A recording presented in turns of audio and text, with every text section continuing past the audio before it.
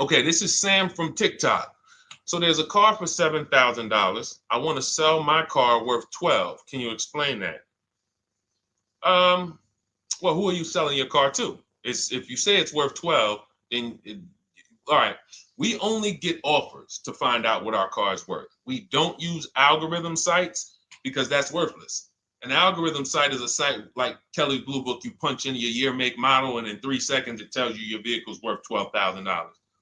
Right now, we have companies that bid against each other.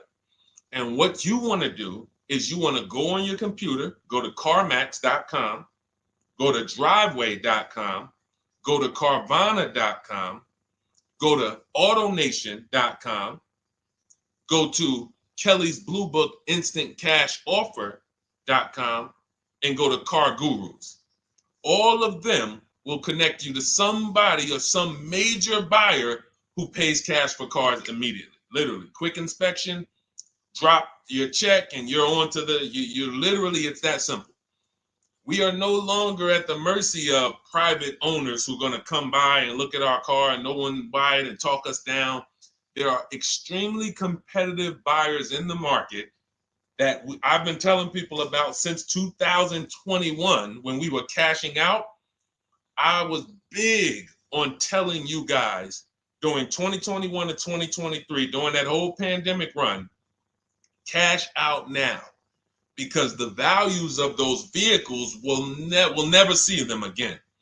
So there are some people who cashed out, but that was also the beginning of showing people that you can sell to what is called institutional car buyers. And that is what stopped people from trading their cars. There are people who have learned from me, and maybe other people have mentioned this, that will never trade a car again because you're not getting the money that it's worth. So you go to those 6 companies, Sam, it should take you no more than 20 minutes. They're going to give you their best cash offers. And then you can sell to them and you can go buy something else. But what I want you to get in the habit of doing, everybody, is separating your transactions.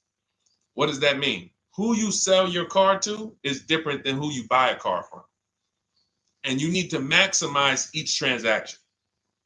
And you're never going to do that mixing all your transactions together, which is what most people do. They go into a dealer and they say, hey, I want to buy a car from you, and I want to trade my car into you, and I need a loan. 3 transactions. We don't do that. We separate them and we bid each one out using online tools. And that's how we get the prices we get. And that's how we pay less than everyone else. Okay. So the biggest thing, first thing, is go to those 6 websites: CarMax, Driveway, Carvana, KBB, Instant Cash Offer, AutoNation. And all of you who want to find out what your car is really worth, you go to these 6 websites, get your 6 offers, and then you'll find out what your car is really worth. We do not depend on any dealer to tell us what our car is worth at all. Okay? Shoot the next question up, Dolan. And you guys can continue to type your questions. We're bringing them in from all platforms.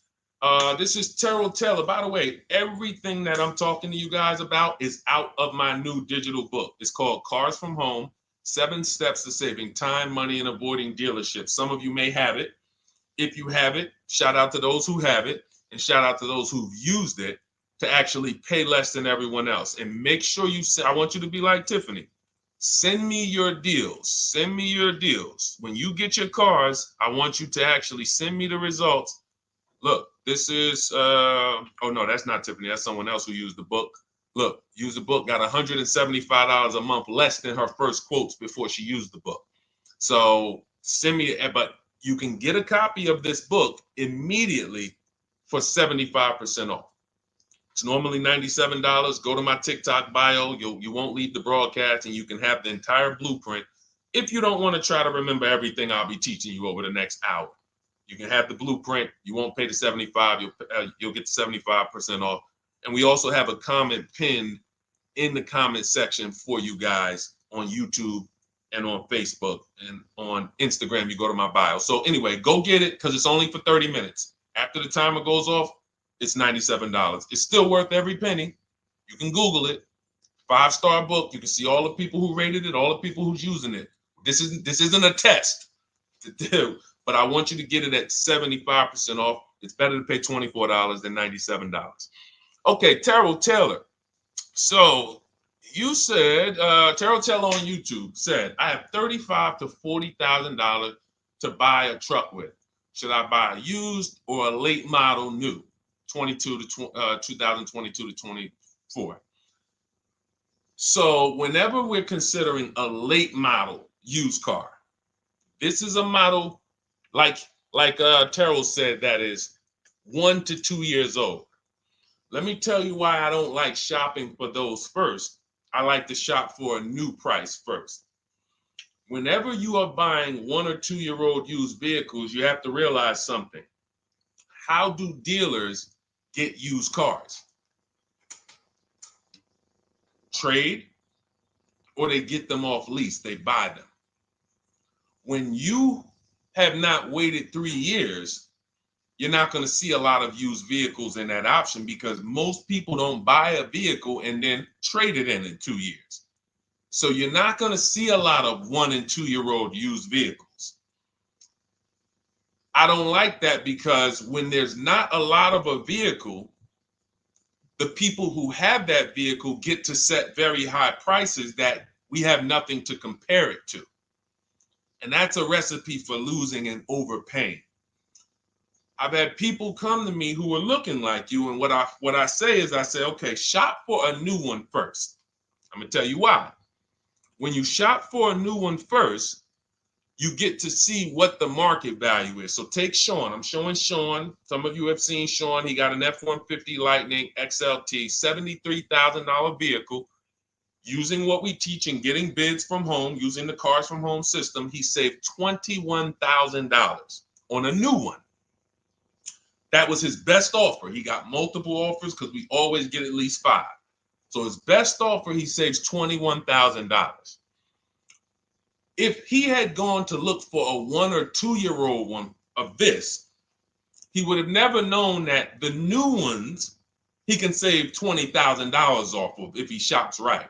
Now, some vehicles, it might be $7,000 off, $10,000 off, $5,000 off. The point is, until you know what the new market is for a vehicle, you can't shop a 1 or 2 year old one. Because what happens if you shop a 1 year old version of what Sean got and he goes and he pays, he pays 65 for it because he thinks, or let's say 60. Let's say 60. A brand new one, 73. Someone else is charging 60. All right, it's 2 years old. Let me get that one. Not 15 grand off. Problem is, he just overpaid for a vehicle because he could have got a new one for less than he got that 1 or 2 year old one.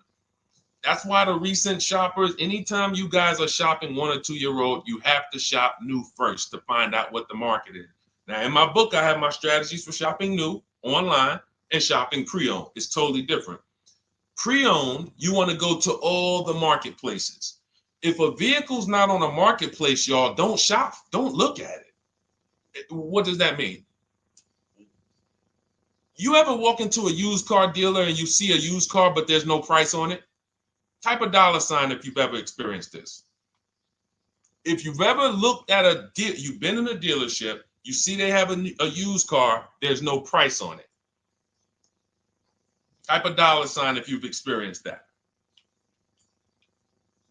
Okay, I see you, Terrell. Okay, perfect. I see you, Don Dickey. Okay, perfect. All right, we have enough people. All right, Makeover Forever Studios. I see you. Okay, Todd May, I see you. So this is a common thing. When you go and look at that vehicle, the most dangerous thing to do, I see you, Tony, is to negotiate on a car with no price because they can make the price up. When a car is on a marketplace like cars.com, carfax.com, carguru.com, carvana.com, carmax.com, these are all the marketplaces we shop for used cars at once. It's like a big round robin for us. This is how I want you to shop. Now you must be competitive or no one's coming. Now there's some people who try to pull a tactic. They'll list a car for 20. They have no intentions on selling it for 20. But they want you to come in and then they'll charge you more, fees, makeup fees and all of that stuff. That's why we always call beforehand. But we know the power is online. The competition is online. So when you're looking, Terrell, you're either deciding, all right, I'm either going to look for a new vehicle, find out what the market price is for the vehicle I'm looking for and how much I can save. What's my best offer? You need to get at least 5 offers. I'm telling you, it's going to be big differences. You have to prove this to yourself. Call around. If you want to do it manually, you don't have my book, do it manually, call around, speak to sales managers. You are going to see it's going to be a $5,000 to $10,000 difference minimum between all of these dealers' offers, minimum.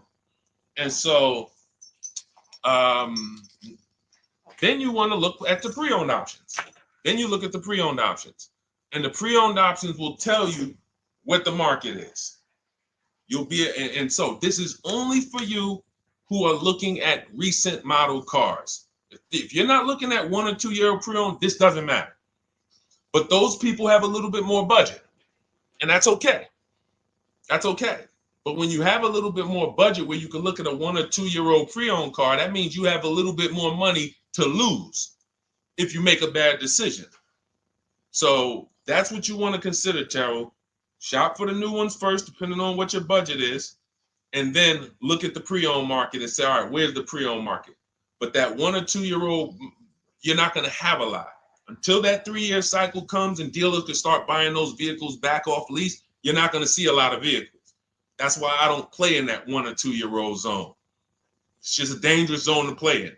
Dealers know, we're the only ones. Hey, we the only one that got this car within 50 miles. Let's charge this for it. And then they depend on someone who doesn't know the market to come in, pay for it, and you can literally overpay by 10, 20 grand and you won't realize it until, a couple years later. Okay, great question though. Great question, Terrell. Go ahead, shoot the next one up, Dolan. Type your questions, y'all. We're going to get through as many as we possibly can in an hour. I see a lot of questions coming in. Let me try to speed it up. All right, this is Abigail from Instagram. How do I shop for cars and take test drives without feeling like I'm wasting their time? I'm nervous. Okay, first thing to realize, Abigail, you're a very considerate person. God bless you for that. You're about to spend 5 figures on a vehicle. Some of you 6 figures. I love the courtesy, but we are the prize. When you're shopping the way I want you to shop, some of you, this is your first time here. You don't even know, hey, who is this guy talking? I spent 14 years in the car business. 5 years with Mercedes, 5 years General Motors. I've been helping people buy cars and get below market deals since 2019, education-wise. I love it, but you deserve the experience. If you were walking into the mall to spend 15 grand, let's just call it 15 grand. How would you want to be treated? Like royalty, right? Right? So, but I'm going to answer your question, but I need your mindset. A lot of what we're discussing is going to be the right mindset. You are the prize. That's why I don't want you going to dealers begging for discounts anymore. I want you sitting at home making dealers bid. This is how we do test drives on new cars and leases. New cars and leases. This is how we do test drives. I have it in my book because it's that serious. You're either going to have a great test drive or you're going to have a horrible test drive experience. We call and we ask the dealer, who's the most experienced person there? Who does everybody like? Who's the person that, has been there for a long time, just has a great reputation? Oh, that's John. John is just, he's been here 20 years. Everybody loves him. Okay, can I speak to John? Hey, John, my name's Deshone. I'm interested in the Honda Pilot. I just like to test drive it. I'm in the process of deciding what I want. And, do you have this particular model? You have one there that I could test drive? John, because we asked for the best person, we're typically going to get somebody who is not going to lie, usually. Not a guarantee, but taking these steps, I know these guys. I've been in this dealership. I know most dealerships have one person there who has a good reputation and who cares about that reputation. If you're enjoying this content, hit the like button, y'all. And Keith, y'all killing the likes on TikTok. Shout out to everybody who's hitting the likes on TikTok, to double tapping the screen. Appreciate y'all. And shout out to everybody who hits the like button. When we get there, we meet with John. We test drive. John, thank you so much. Can I have your card? I'll leave you my information. And if this is the vehicle I want, I'll be in touch with you. Perfect. Oh, Deshone, we don't sit down? We don't think, no, we never sit down. I'm telling you that there are things you must unlearn about the shopping process if you're going to win. And what does winning look like? Getting the most money off in the least amount of time. There's no leverage that you have when you sit down and try to negotiate with a car salesman. Every single dealer around you that wants to compete for your business, you can't talk to them while you're sitting in one dealer talking to a car salesman. That's why we don't do it. We get a card. Thank you so much. Listen, if this is the one for me, I'm going to give you a call. Simple. Pressure's off. There's no pressure in our system. You can't pressure us. That's what I want you doing. New cars, leases, that's how you test drive. 20 minutes, you're in and out. And I'm a car salesman at heart because that's what I am by profession. I would never develop a system that would allow you to waste car salesmen's time. I just wouldn't do it. I developed a system that when our people go get cars, look at Ansley. When our people go get cars, Ansley just got his lease, 1% lease, $58,000 Infiniti. Look, started the process Saturday, accept the deal Monday, all by email. $58,000 car, he's paying $554 a month, no down payment. We have tons of these. None of these people spent, look at Jared, lease like a boss, $569 a month down to $520, Volkswagen Tiguan, no money out of pocket. Let's go to a purchase. Pierre, pre-owned car purchase, got his 2022 Mazda, got a 20% discount off the original MSRP. This is 30 minutes. We are not spending more than 30 minutes in dealerships. Who doesn't want to spend more time in dealerships? Type me if you're like Deshone. I don't want to be in dealerships that long. You thought you had to be in dealers to save the big money, right? You thought you had to be in dealers to save the big money. I'm showing you as someone who pays less than everyone and who teaches people to pay less than everyone. Look, Kimberly, $20,000 off a Maserati, shopping from home. Because when you can talk to more people at once, the discounts fly off. And you see that all these dealers want to compete. So what you want to do, the best thing you can do to not waste people's time, Abigail, is to shop from home the right way. Because when you shop from home the right way, you realize it's only a few things you need to be in the dealership for. That's your test drive. I just told you how to set it up. With used cars, we do it at the end. But we're only there for a second. In fact, when you go to pick up your car, they're going to tell you, thank you. This was one of the most easiest deals I ever made in my life. Because you came in, you emailed us, you knew what you wanted, you gave us the information we needed, we made you an offer, you knew what you were decisive. We have all these scripts. By the way, in my book, I have all the email scripts. You don't have to even think about what you're going to say. It's literally copy and paste, copy and paste, copy and paste, copy and paste when we're shopping for new cars and leases. With used cars, before I go to the next question, I want to hit on the used car process. Used cars, we must test drive at the end. We can't test drive used cars over here and then go and buy another used car over here. So what we do when we narrow our choices down on all these marketplaces to our top 5 favorite vehicles, we need to verify that there's no bogus fees. When I was shopping for my Infiniti truck, I narrowed it down to 4 vehicles.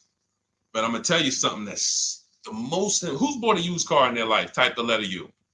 I need you guys to program what I'm about to say into your brain cells for the rest of your life. Type the letter U if you bought a used car or if you plan on buying a used car one day. Type the letter U.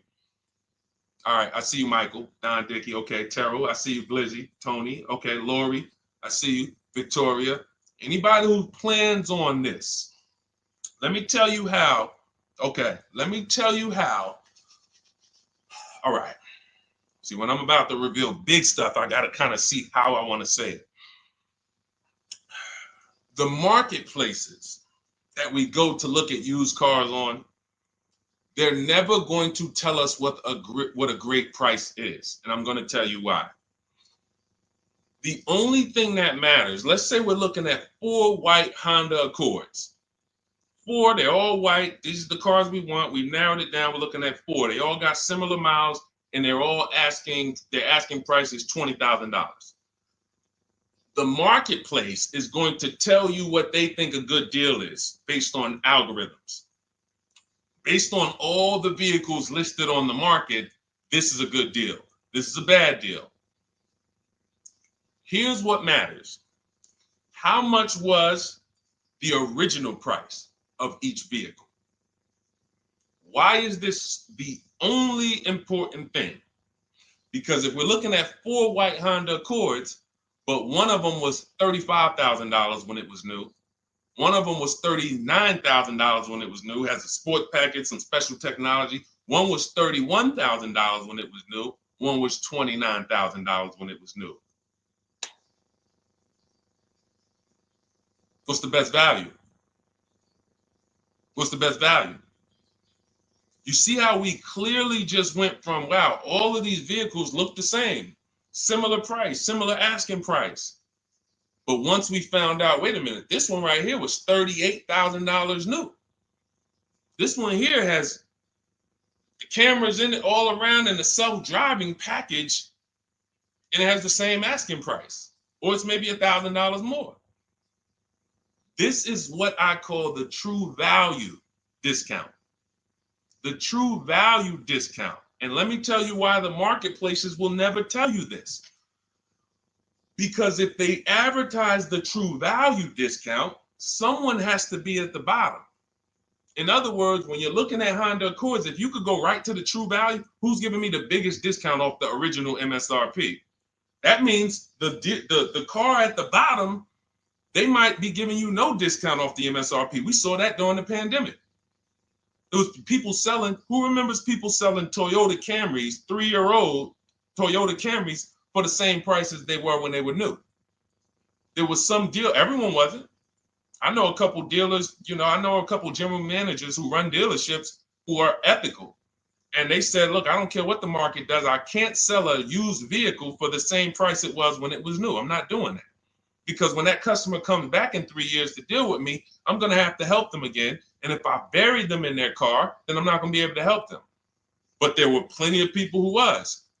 The true value discount is all that matters, which means we have to know what the car was new. We have to find the Maroni label. We have to go on the Carfax. We have to go to where the window sticker is and get the original price. And then we'll clearly see, oh, that's the best used car. And no one else shops like that. No one else shops like that. If y'all get that, type dollar signs. If you get that, what I just said, type dollar signs.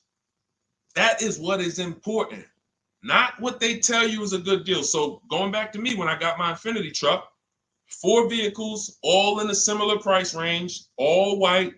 They were between $1,800 difference from each other, similar miles. But once I found out that one was 46,000 new, one was 48,000 new, one was 52,000, and the one I ended up getting was 54,000. That separated it. The one that was 54,000 new, they were giving me a 42% discount asking price. These are things that help you cut through the mess, the smoke and mirrors of the car business.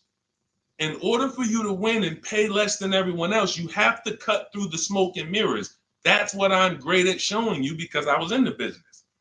So these are the things that, again, if you say, Deshone, I need the whole blueprint. I need to give me the step-by-step. I'm leasing, used cars, high mileage, new cars. Give it to me step-by-step. That is my new digital book. It's called Cars from Home, 7 Steps to Saving Time, Money, and Avoiding Dealerships. It'll be in your inbox in literally 5 minutes, and you get yours for 75% off. Support yourself and support your family by getting your copy. Go to my YouTube comments. We have a link right there pinned for you guys. We have a link in the Facebook comments. Get your book for 75% off for the next 30 minutes. You'll see a timer on the page. Now, if you're on TikTok, click that picture of me and go to that link in my TikTok bio and click the one that says 75% off to activate the 75% off link. Get your book so that you never have to wonder about this. Now, we're going to continue, but I just know as we answer more questions, some of you are going to forget that. What we just went over in the last 10 minutes, this next question, you're going to forget all of that. All right? Now, Dennis Gamister from Instagram, on a lease agreement, does the deal use the MSRP or the discounted price? So when we're shopping for leases, this is what we do. We get all our offers this is how we construct our offers. If you've ever looked on these commercials and you saw, well, Deshone, when I look at leases, though, it seems like, one, they limit me on miles. And then I also see that they want a bunch of money up front. You are correct. But they only limit you on miles according to the miles you told them you were going to drive. They don't pick the miles for you. We select the miles. And what ends up happening is people will, because they typically don't know how to shop, they're negotiating. They'll say, all right, well, my payment's $400. That's my budget. I drive more than 10,000 miles a year, but I guess I'll just take the 10. Instead of paying $20 more to get 12, they'll take the 10, and then they'll say something like, if I go over, I'll just buy it. Horrible idea. Absolutely catastrophic idea. Or if I go over, they blame the lease. They literally will get the penalty, get the bill for the 6,000 extra miles that they used, and they're charging them 25 cents a mile now, and say, man, this is why I don't want to lease, because they limit me on my miles. No, they didn't. To save $20 a month, you pick the lower miles. You can customize leases up to 15,000 miles if you want, 18,000 miles. Look at Jen. Jen just got her lease on her Honda. Hold on, where's Jen's lease? She got an 18,000 mile a year lease. Now, the way we shop is 12,000 miles per year, only first month's payment due at signing, and we shop it taxes and fees in the payment. Jen, her best offer on her Honda CR-V hybrid, which is one of the most popular hybrid crossovers in the market, she got $512 a month, 12,000 miles. That's a 1.3 lease. We'll talk about the 1% rule for great lease deals and the 1.5% for overpaying. She gets 1.3. She bumps it up to 18,000 miles per year. But look how much more, y'all. $50. So for $50 more a month, she, instead of driving 12,000 miles, she gets to drive 18,000 miles. And she gets to drive as much as she needs to for $50. Versus her saying, you know, I'm going to take the 12 knowing I don't drive 12, and then I'm going to get penalties and, again, blame the lease. The lease is custom. And the first time I learned about high mileage leases was when I was working at Hyundai. I was a manager at Hyundai for a short period of time. It was a highway dealer. The guy ended up going to jail. It was typical, like, you know, I've worked in some dealers, some phenomenal dealers, but this one was like, if you ever could imagine the prototypical highway scam dealership, I mean, this was it. So I was only there for 6 weeks, but I was a manager, and what I saw was I was taking care of this guy's lease who was just finished with it. He had 72,000 miles on it, and I went out there and I said, wait, you leased this? 72,000 miles? He said, yeah, I always lease now. He said, I used to come in every time I bought a car, my negative equity was ridiculous, $15,000, $10,000. I had to keep writing these big checks. And I just said, you know, let me switch to leasing. A customer taught me about high mileage leasing. That's why when I say car salesmen aren't trained, they're not trained. We learn things by intuitiveness and curiosity, and you know, we're not trained on finance and insurance and leases versus buying, none of that.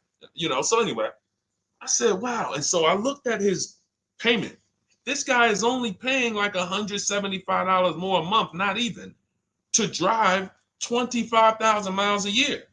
So if a normal Hyundai lease was $299, he's paying $450, $475, and he's driving 25,000 miles a year. Boom, drops it off, Boom. No negative equity, none of the trash that most high mileage drivers are dealing with. So when we are shopping for a lease, we have to shop with our template.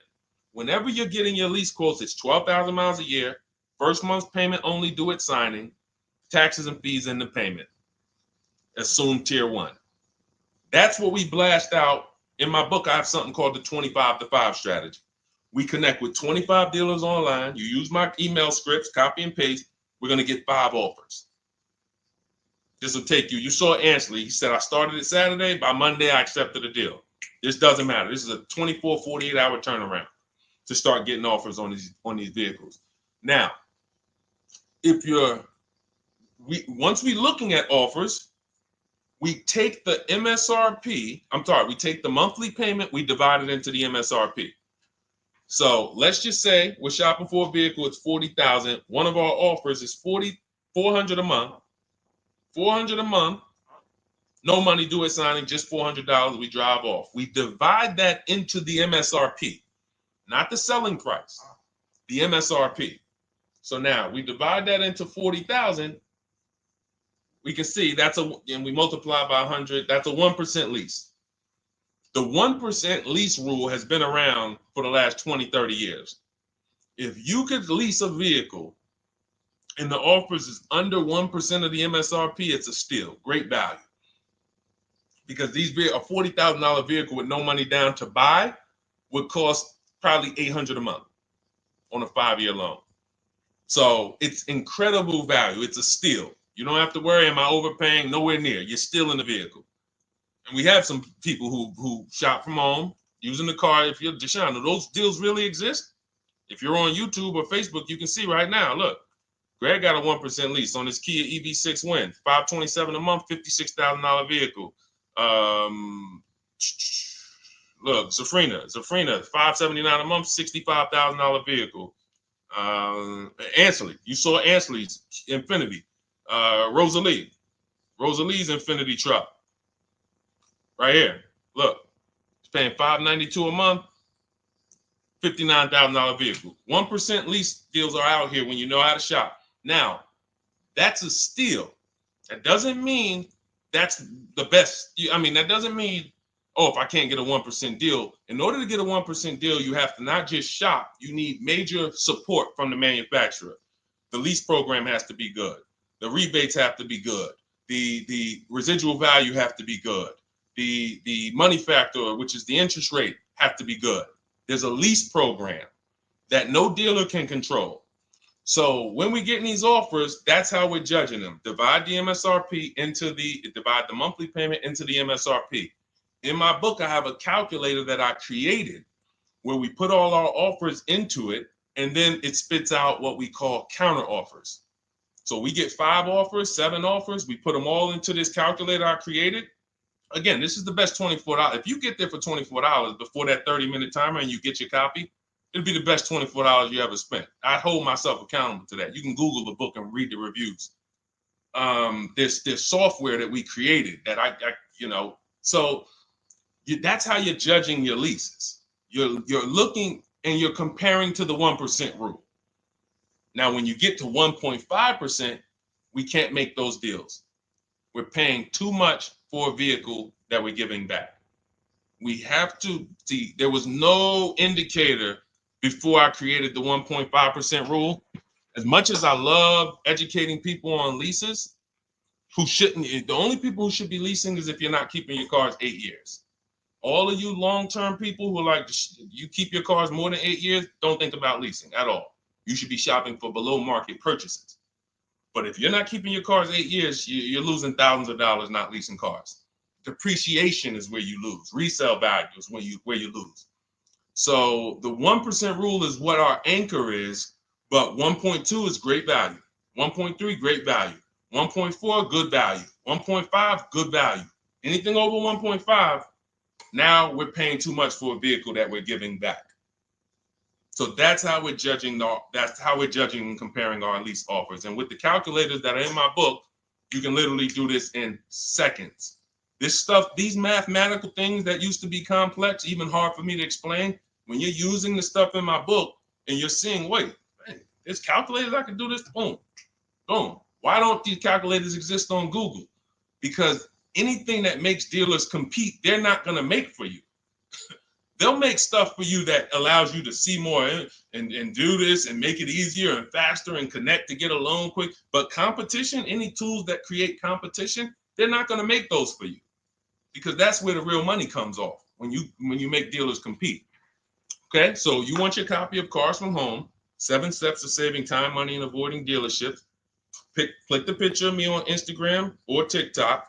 It's going to take you to my bio. You won't leave the broadcast.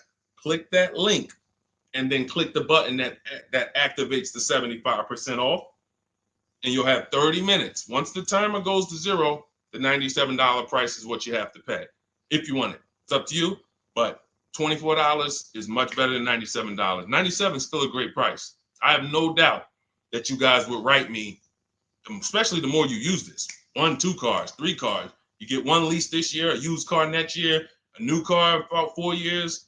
And Deshone, what about when websites change? What about, this is an online system. Websites go out of business. Vroom went out of business. They were in my book. We used to get bids from them to sell cars to them. When we were shopping for used cars, they were in my multiple marketplace strategy. They went out of business. I went right into the master file, updated the 9,000 people that had a book. It was probably like 2,000, 3,000 at that particular time. And the next time people opened the book file, there was no room. That's why the book is digital. That's one of the reasons. You'll see the other reasons is I have scripts that I link you to. I have PDFs I link you to. Videos I link you to. I couldn't do this with a real physical book. So again, in the YouTube comments, in the Facebook comments, we have a link for you guys to get your book at 75% off for 30 minutes and use it. All right, Dolan, shoot the next one then, brother. Let's go. How old of a used car should a person buy? That's based on budget. I like to start with, when we open those marketplaces, Tony, you want to start with the most recent cars. The first thing you're doing when you open up the marketplaces, y'all, first of all, we're creating accounts. Out of all those marketplaces I named, 6 or 7 of them, we use 8. We use eBay Motors, we use Carfax.com, we use Cars.com, Autotrader.com, CarGurus.com, Carvana, CarMax, Driveway, and that's 8. 7 of those, or 6, allow us to create an account. Why is it important to create an account? So that every single new car that matches our criteria, as soon as it's listed, we get a notification. The people who have that notification on, most of them don't know how to assess the market like I'm showing you. So even if they get a notification that the car was just posted, they're not going to have the information to take advantage of it. They're going to hesitate. What we do is, the first thing we do after we create our account is we're now assessing the market. Where's the low prices? Where's the high prices? And I'll usually go 3 years back, sometimes 4 years back, and let's assess the market. Now, I have another calculator in the, matter of fact, let me show this to you guys. I have another calculator. It's called the Perfect Budget Calculator. The Perfect Budget Calculator. What this does, you guys can't see this on YouTube, but you can see it on you can't see this on TikTok. But if you go over to YouTube, Facebook, or Instagram, you'll be able to see what I'm sharing right now. Now, what often happens is, let me share this. Hang on. Boom. Okay. So now what often happens is, a lot of you will say, I could put down $2,000, but, if I don't have to, then I won't. Or, if you get a car and you pay $15,000, if you pay $500 a month for 5 years, that's a lower price you paid than paying $500 a month for 6 years. So ways to manipulate our budget is to shop within our budget for a shorter loan. This is all stuff where I said, okay, people don't know they need to be doing this. So let's make a tool that does it for them. And this is, you get access to this when you get your copy of Cars from Home, my book. So let's say we do something called an equity assessment. Everybody who has a car, remember I was mentioning a little while ago, we go to these websites, Driveway, Room, or all these, and we find out what our car is worth. Let's say you're like, man, okay, if I sell my car to CarMax, I'm actually going to have $3,200 of equity. All right, so when I sell, I'm going to put that into my budget. All right, now max, my down payment, max I could comfortably do is $1,500. That's max. Now, we use the average interest rate, and in my book, I give you a link to see what the average interest rate is at the particular time you're going to be shopping. Let's just say it's 6.9. Now, we enter a comfortable monthly payment. Let's say you're like, all right, I don't want to go any more than $425 a month for 6 years. That's my max. You enter your state so we can pull the taxes and we can pull the fees. New Jersey, calculate budget goals. Now it's going to ask you a comfortable monthly payment on a 5-year loan. You might say, all right, same thing. I still don't want to go over 425 no matter what. Perfect. What this does is create multiple goals. And it creates multiple goals. It creates a starting point. Now, if you find a car at this price, $18,776 or less, you can do a 5-year loan, use none of your equity, so this will go in your bank, and use none of your down payment. Now, next goal may be, okay, $22,000 or less. 6-year loan, no equity, no down payment. So the first two goals are no money down goals. If I find a car anywhere in these price ranges, I can do these deals, no money down. Now, this is one where I use my equity, but no down payment. Goal number 4, I use my equity for a 6-year loan, no down payment. Now, goal number 5. Now you can see the price of the car is getting higher. Use equity, use my use equity and down payment, but it's 5-year loan. And then here is your max budget. Your max budget, which is fine. There's nothing wrong with if you find a vehicle that, once you use this and you find the best price vehicle, as long as you are under this number, you are fine. The problem is when you go over that number. The problem is when you go over budget. All of these goals are your budget.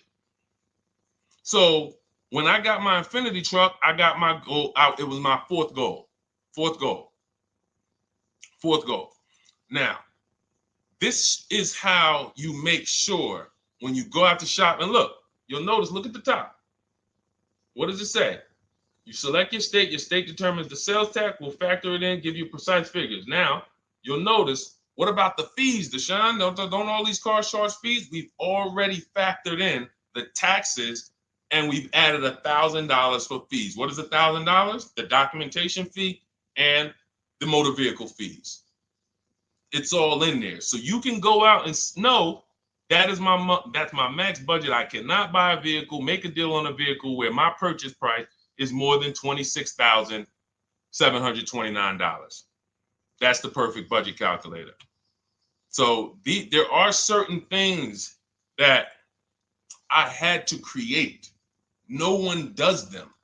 Everything that I was referring you guys to, all the websites, I was doing this, and there was some things where I couldn't refer you to anything because it doesn't exist. We had to build it. So this is how we make sure we are shopping, whether it be for new cars, used cars, below our budget. And that's not how you make, but here's the thing. I need you, before we go to the next question, I need you to understand something. That doesn't make sure you pay below market price. You have to combine this with getting bids, because you can be within your budget and pay over market value. There's 3 types of prices you can pay for a car, whether it's a new car, used car, or lease. Did you pay market value? That's what everyone's paying. Average. Did you pay over market value? Our only deals we make are below market value. And the way that happens is through bidding and creating a marketplace around you where all these people are competing for your business. That is how you combine that with the budget.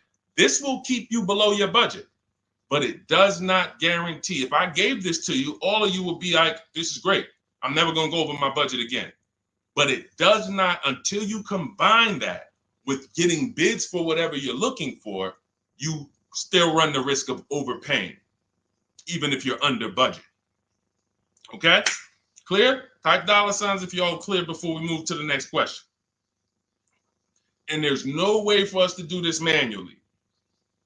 If there was a way that you could do this manually, trust me, I would have told y'all to saw me make a video about it all day on my social media. There was just no way. We had to build software. And you know, in my book, you guys will have access to at least 5 calculators for counter offers for new cars, true value discounts when you put the new price you put the original new price of the used car deal, whatever used car you're buying, you put the new car price in, and then you put in the asking price, and it tells you the true value discount, perfect budget calculator. We have at least 5 softwares that I've custom built, and you know, to make sure you guys get great value. So again, you know, I didn't want to be the person who said, you know, you guys know, there's plenty of people who be like, man, the value I'm giving you guys, I'm gonna charge $2.99 for the book, whatever. The people who pay, they'll save the money. And the people who pay, there'll be some people, because some people are gonna pay, they just see value. Poor people look at cost. Wealthy people look at value. People who are into financial literacy they don't ask themselves, how much does that cost? They ask themselves, what's the value I'm getting from that? And I could have said, well, you know what? I'm going to help you pay less than everyone on new cars, used cars, leases. We'll do $200, $300 for the book. And I only want to sell it to 1% or 5% of the pie. But at the end of the day, my mission is to help as many people want to be helped. And so that's why I said, okay, $97. But even our welcome offer, you got a chance to get it for $24 if you get there before the 30 minutes is up. Okay? YouTube link, get your copy. And make sure you save the support email, guys. You see it scrolling across the screen.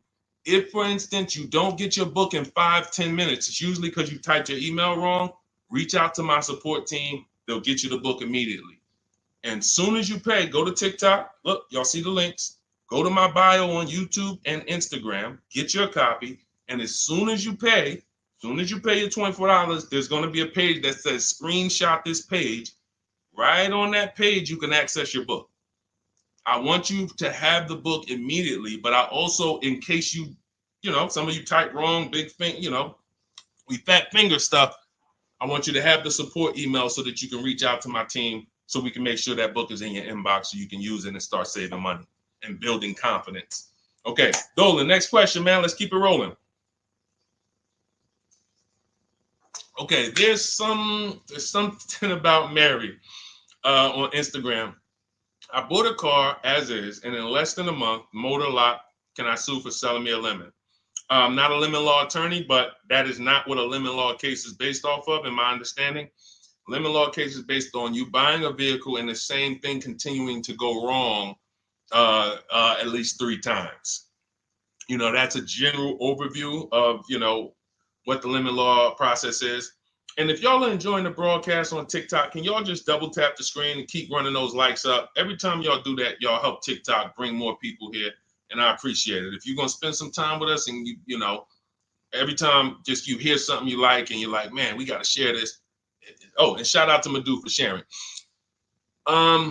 Here's the thing. I made a video about this the other day because a friend of mine got a used vehicle and the transmission went out on him in about a month. So it wasn't the engine. But when you buy a vehicle as is, it's very tough for you to have any recourse, anything that you can do, because you're signing a contract that specifically says as is. It's very tough. What I would do if I was you, because the damage is done. I just find out what it would cost me to put a used engine in the vehicle, rebuilt in a used engine. You know, salvage yard. You need to, and especially if you're buying cars that you're paying cash and you're buying as is cars. These are probably cars that are under 10 grand, 12 grand. You need a mechanic. See, because that's a strategy. There is a great strategy called buying inexpensive cars and having a local mechanic so you could do what's right. Oftentimes you could drive those cars for a year or two and sometimes sell them for what you got for them because you've outlived the depreciation. Those cars are not depreciating as much unless you overpay for them. If you overpay for it, then it's going to drop because you overpaid for it. But if you pay a great price on some of these vehicles, you can oftentimes win with this, but it requires skills. One of the skills is, how do I avoid engine issues, transmission issues? So a couple things for those of you who may be going this route, you need to narrow your search down thoroughly based on title history, service records, accident history. That oftentimes you'll see, if I typed in right now 2018 Subaru Outback longevity. That's one of the things we do. It's in the 4th step of my book. Before we get prices on anything, we do a quick 5-minute search to make sure these aren't bad cars. There are bad cars out there, but there's data that shows us. If I type that in, it'll tell, okay, these vehicles are known for lasting 100,000 to 300,000 miles, depending on how they're maintained. That means you could have a quality vehicle, but if it wasn't maintained correctly by the first owner or owners, it's going to break down. The life cycle is cut short. These are preventable mistakes by simply checking Google. Now, we narrow these things down based on title history, service records, accident history. Once we do that, I don't mind buying a 10-year-old. I bought a car that was it's my around the city car. I drive it probably 200 miles a month. I bought it from a owner in South Orange. He was a 98-year-old man. He's had it for 10 years and he knew everything about it. He leased it for 3 years, then he bought it. So he's really had the car for its entire life cycle.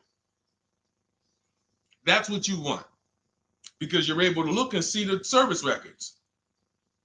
I don't mind. We have to take the risk off of ourselves, and the risk off of ourselves with used cars to prevent ourselves from buying these used cars that are breaking down on people and they're always in the shop and, they're dying on the road and you got to keep the tow truck on speed dial. It's simply a matter of checking to see the reliability records of the car, which is easily accessible on Google, the way I just said, and then making sure the one we get was actually maintained correctly. And that's going to give us the best chance of having a great experience. These are the steps we must take. But in your particular case, there's probably, I don't think you have a case. You can certainly reach out to a lemon law attorney. I don't think you have a case at all. I think because it's buyer beware with cars. It's buyer beware. That means it's on you. If something goes wrong, it's on you. And so what I would do is I would find a local mechanic that I trust, that everyone loves in the neighborhood, and I've been there for 10 years, 20 years. And I would say, listen, can you find out what it would cost me to put another engine in this vehicle? My father did this on his GMC Envoy about 6 years ago. It was a 2008 Envoy. The engine went out on him. He put a new engine in the vehicle. One of the best $2,000 he ever spent, $2,000 or $2,500, whatever it cost him. They put a new engine in that vehicle. He still has it. He's about to sell it for about $4,000. He's had that vehicle from 2013. Think about that. A lot of people, engine goes out, they sell the car. It's worthless now, so they take the loss. Meanwhile, man, let me come up with $2,500 and I still got no car payment for the next 6 years. We don't need to be so quick to go replace our cars. If we follow these strategies, we can actually, I love to see more people doing that. Just go fix the car. But don't go to the dealership to fix it when they tell you, hey, the engine's gonna cost $10,000. And what does the dealership say, y'all? When you have these major issues and the dealership tells you the transmission is $7,000 and a new engine is $10,000, what's their suggestion? What's their suggestion when they tell you that? Because they already know you're gonna be like, yo, what the heck? I can't pay all of that. What's their suggestion?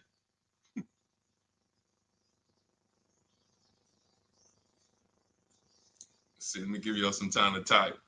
I just want y'all to know, like, this is how the system works. So I know somebody, look, thank you, Jay June. Trade it in. Thank you. You see how we can, oh, look, NY Anderson, buy a new one. So what they do is, exactly, Victoria, they're going to suggest a new vehicle. So if we know, now watch this, as your vehicle is worthless, you don't have any opportunity to put it on a competitive market to see, well, how much would somebody pay for that? They've already assessed the value and they want to structure your deal, have you take that major loss for that engine. They're going to put the engine in for a lot less than that and they're going to resell it, and now they sold you another car. When you could have just literally went to a mechanic, got a rebuilt or got a used engine, put in that vehicle, cost you $2,500, maybe $2,000, and literally you're on the road for another couple years with no car payment, keeping money in your household versus now I'm in another $400 a month payment. Okay? This is what it's about. And if you're like Deshone, well, I don't want to keep a car that long. We talked about you earlier. You shouldn't be buying cars. Because the keepers on here who keep cars 8 years, 10 years, who has a car they've had in their driveway for more than 8 years? Type the number of years. I want to explain something we're going to help a couple people learn a lesson here about themselves, because they're going to be like, they're going to realize they're not keepers. Look, look, we need to show people, because some people think, oh, I keep my cars a long time. I keep them about 6-7 years. We need to show that that's not a long time in the world of cars and depreciation. So Michael, 15 years. Michael got a car that he's had for 15 years. Let's go. Type the number of years you've had it if it's more than 8. Look, Vancia, 11 years. Let's see. See, a lot of people don't keep their cars. Look, NY Anderson said, I drove my last car 14 years. All right, Connie, 15 years. She has a 2004 Chevrolet. Tony on Facebook, 2006. Now, watch this, y'all.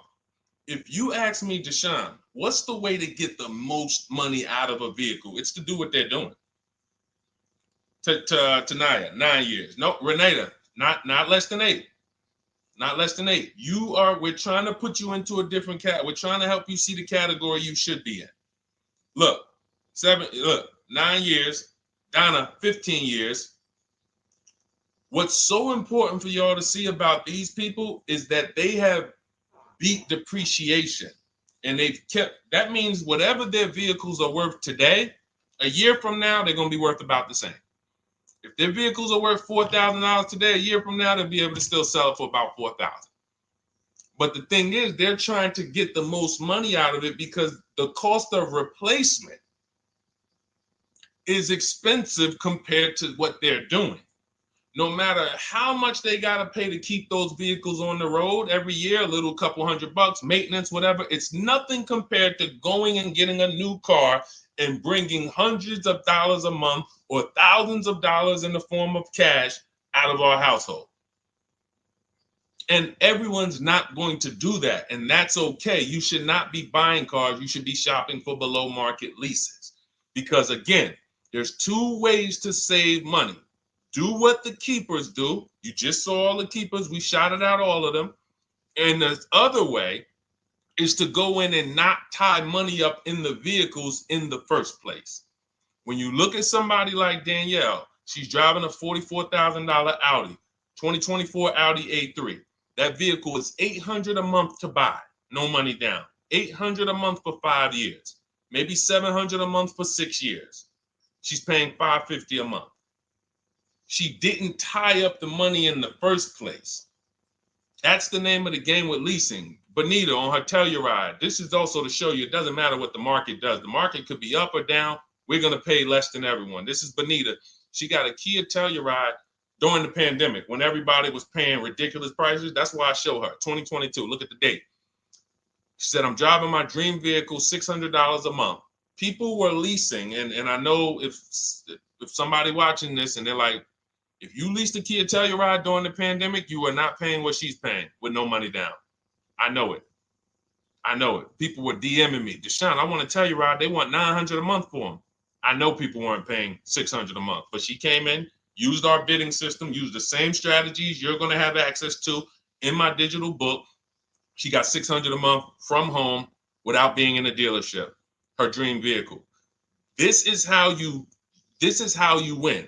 You're either going to not tie up your money in vehicles, you're going to drive new vehicles that don't have problems because they're always under warranty and you're paying cents on the dollar compared to people purchasing, or you're going to be a keeper like Michael and like Donna and like the people who said, okay, I'm keeping my vehicle this long. That's why in my book, it's 7 steps. But the first step is to ask yourself how many years you're keeping your next vehicle. That is the first question I would ask you if you and I were shopping together. My first question to you would be, Michael, how many years you want to keep the next vehicle? 8 or more or less than that? If you said to me, Deshone, I'm going to keep it at least 8. All right, let's go for the purchase. New or used, depending on budget, but we're purchasing. We need to find a below market purchase. If you said, Deshone, I'm 6 years max. I can't see myself keeping a car more than 6 years. All right, we're going to shop for a below market lease. Because the money you're going to spend in a below market lease, when you get these below market lease deals, not commercial leases, not what you see on advertisements. Those are ridiculous prices. We don't pay those prices. None of these people that you see, Greg, Charles on his Palisade, none of these are advertisements. They're thousands less. But when you're putting money in the cars and you're driving brand new cars, this is how it was for me when I was 22. This started for me at 22. I was working for Pontiac and I leased a brand new Pontiac G6. It was $256 a month. $256 a month. It was like a $21,000 vehicle.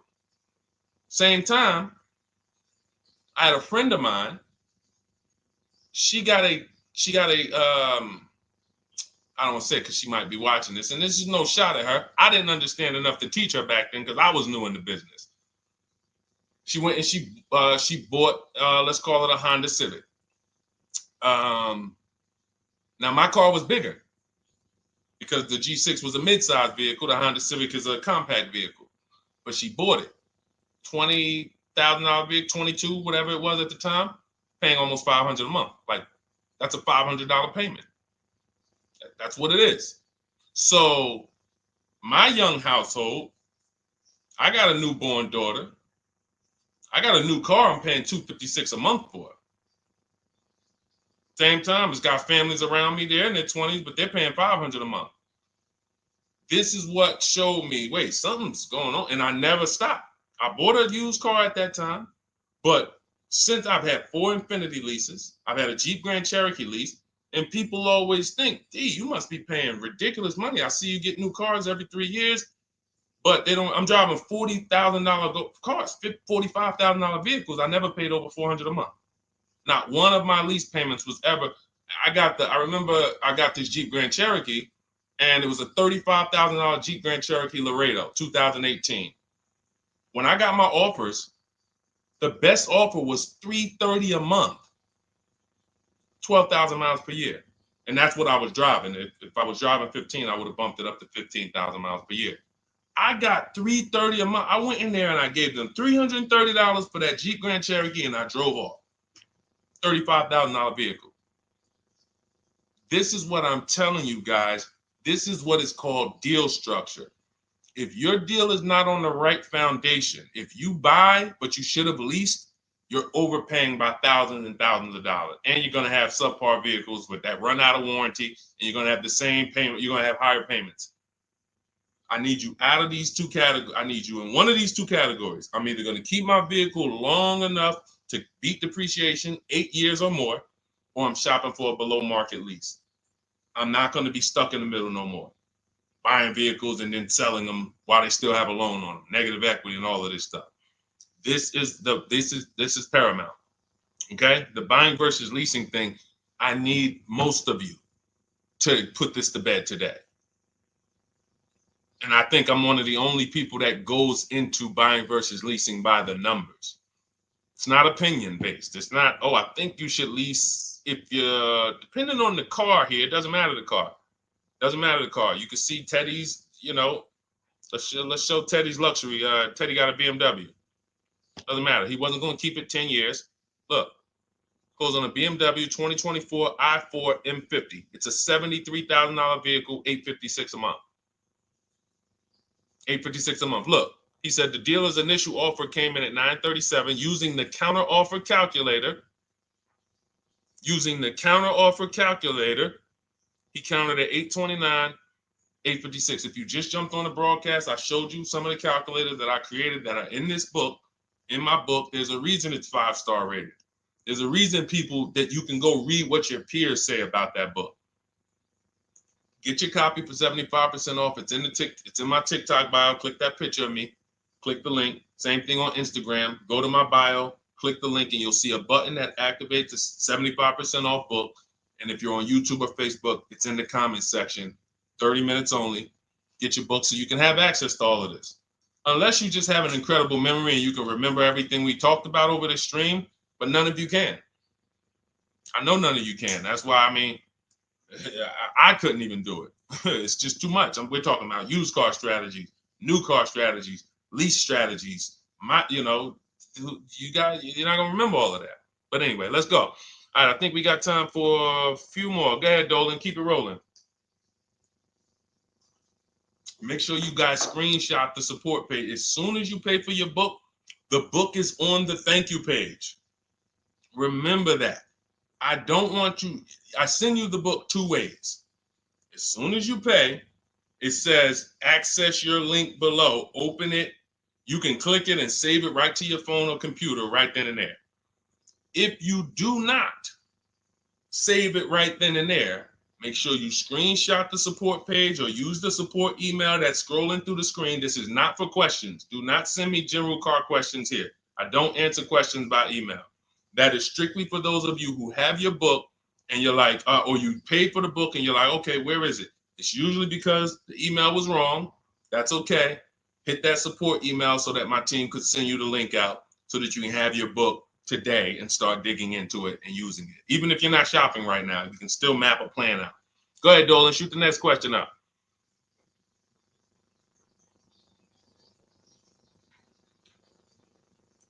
All right, this is Victoria from TikTok. Any tips for how I can get the highest trade-in value for my existing vehicle? Of course, bids. Bids. First of all, you just said a curse word. You may not know, but we don't use that T word here because you're never going to get anything. You're not going to get a max value for anything trading. We are fortunate that we have the opportunity to get bids from cash buyers in the market. And I'm not talking about cash buyers like Facebook Marketplace where a person, it's one of your neighbors from your town coming to look at your car. I'm talking about institutional cash buyers. People who cut a check instantly and, they do an inspection. That Jeep Grand Cherokee I sold to CarMax, they were the highest bidder 3 years ago during the pandemic. I'm not going to tell you what I made because those values don't exist anymore. So it just doesn't even make sense. But, those of you who were watching my videos earlier 3 years ago or using my tips, you guys cashed out and made ridiculous money. When corporations were trying to make money on people, we made money too. But CarMax won the bid. I went down there. They did an inspection on the vehicle. They came back. Accounting department came, cut me a check. I walked away with a check. That's it. You don't want to trade. You want to sell. You want to break your not even break your transactions. I need you, Victoria, to realize there are three transactions in a car deal. Who you're going to sell your car to, That's one. Who you're going to buy your car from, that's another. Who you're going to get your loan from, that's the third one. Now, you're not always cash buyers. Deshone, I pay cash. Then you don't need that. Deshone, I don't have a vehicle to replace. Then you don't need that. But how do we make sure we get the highest value or the biggest discount? Bids. Each one, we make the market bid. So when what you should do right now, Victoria, this is step 2 in my book. After we decide whether we're going to buy or lease our next vehicle, that's step 1. Then we move to what is called the equity assessment. We need to find out, do we have equity or negative equity? Equity assessment. We call our bank. If we have a loan, we find out what our payoff is. Then we're going to go to carmax.com. I'm going to give you the 6 companies. This is the equity assessment process. We do this for leases too. I don't know if we have time to go into that, but I'm sure there's people on here who didn't know you could sell a lease. Type a question mark if you didn't know. Deshone, what do you mean selling leases? I never heard of that before. Type a question mark if you didn't know you could sell leases. We have an equity assessment process for that too. But what you would do is you go to CarMax, Driveway, Carvana, Kelly's Blue Book Instant Cash Offer. This takes 20 minutes. Auto Nation, Sell My Car, and Car Gurus, Sell My Car. Car Gurus, Auto Nation, Kelly's Blue Book Instant Cash Offer, Driveway, Carvana, CarMax. 6 offers in 20 minutes. That's bids. See, everything we do is a bid. That's how we have peace of mind. We don't negotiate. We make people negotiate with each other. There's 2 schools of thought. I want to remodel my kitchen. I want to remodel my whole kitchen. I go in and I have 5 people come out to give me a quote. One of them comes in and I start negotiating with them. Hey, you got to take less. Hey, you got to take less. You got to take less.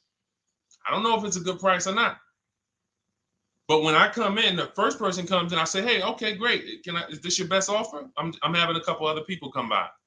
Oh, okay. Okay, thanks a lot. Next offer. Oh, next offer. Oh, well, listen, look, I could beat that. Oh, I'll give you another 5,000 off. They're competing against each other.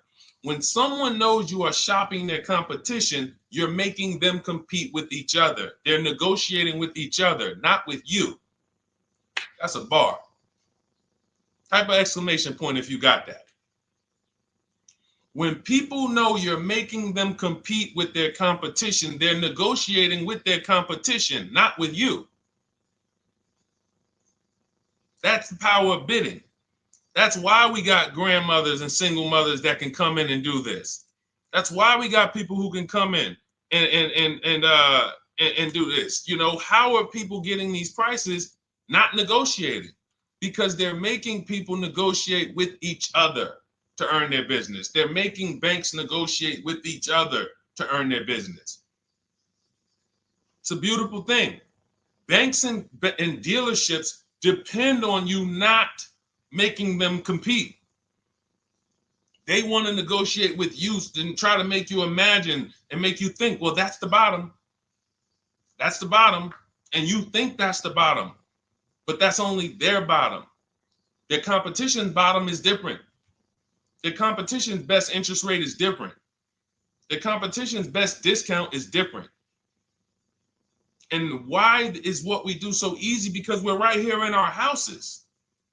That's why our entire system, our company, my book, our mindset is called Cars from Home. Cars from Home. It encompasses everything we do. Cars from Home. So that's what you do, Victoria. First thing you do is you go to those 6 websites, get your 6 cash offers, and that's going to be higher than any dealer you would ever consider trading the car to. Guaranteed. And this also allows us to eliminate the fake emails we get. All of this stuff is computer generated. I know you guys get these emails. Hey, Deuce, great news. We need your 2016 Kia Optima. We have a customer looking for it. We'll pay you $2,000 over MSRP. Who's gotten those emails?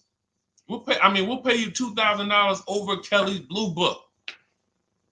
Who's gotten those emails? Deuce, the list is CarMax, Carvana, KBB Instant Cash Offer, Driveway, Auto Nation, and Car Gurus. Car Gurus. That's step 2 in my book, the equity assessment process. This is stuff we do before we start shopping. Decide whether we buy or lease is step 1. That's going to put our deal on the right foundation. Step 2 is the equity assessment. Everything we do is a path. It's a clear, easy path. Okay, so yeah, I forgot the question that I just asked, but let's go. I could already tell. See, I could tell when I'm winding down because y'all could tell stuff will start blurring to me. That's why I'm like, see, and if that happens to me, I know it happens to you. Like that's why I'm like, listen, grab your copy of Cars from Home. It's a digital book. You'll have it in your inbox in minutes. It has it's continued updates. I probably updated that book 5 times since we originally launched it. Added calculators to it. Those weren't in it originally. I've added the calculators. I'm committed to making stuff better without being like imagine this. Oh, well, you bought volume 1 of Cars from Home, but I just put a new tool in, guys. Now you're going to get volume 2. And now every time a website changes, you got to get volume 2 and volume 3. And 5 years from now, you're getting volume 9 each time. It's like, no, literally one-time cost. And I can't tell you if that'll be around forever. I can't tell you that. I can't tell you 3 years from now, I'm going to be giving free updates of the book. I don't know. But I know today, that's what it is. Everyone who gets their book, you get free updates as I update the book. Because there's value in that. There's value. I could send an email out to people every 3 years and ask them, hey, did you enjoy the book? They're going to say, hey, yeah. Well, here's the thing. My new version is this. There's value in that. It could just be $24. They're already a believer. Someone who used the book's already a believer. So they'd be like, yo, the new version, oh, I'm about to shop again. $24. I'll pay it again. It's the best money I ever spent. But for now, I'm not doing that. Those of you who have the book, you will get free updates, and we'll keep you on the list to make sure you always get free updates of the book.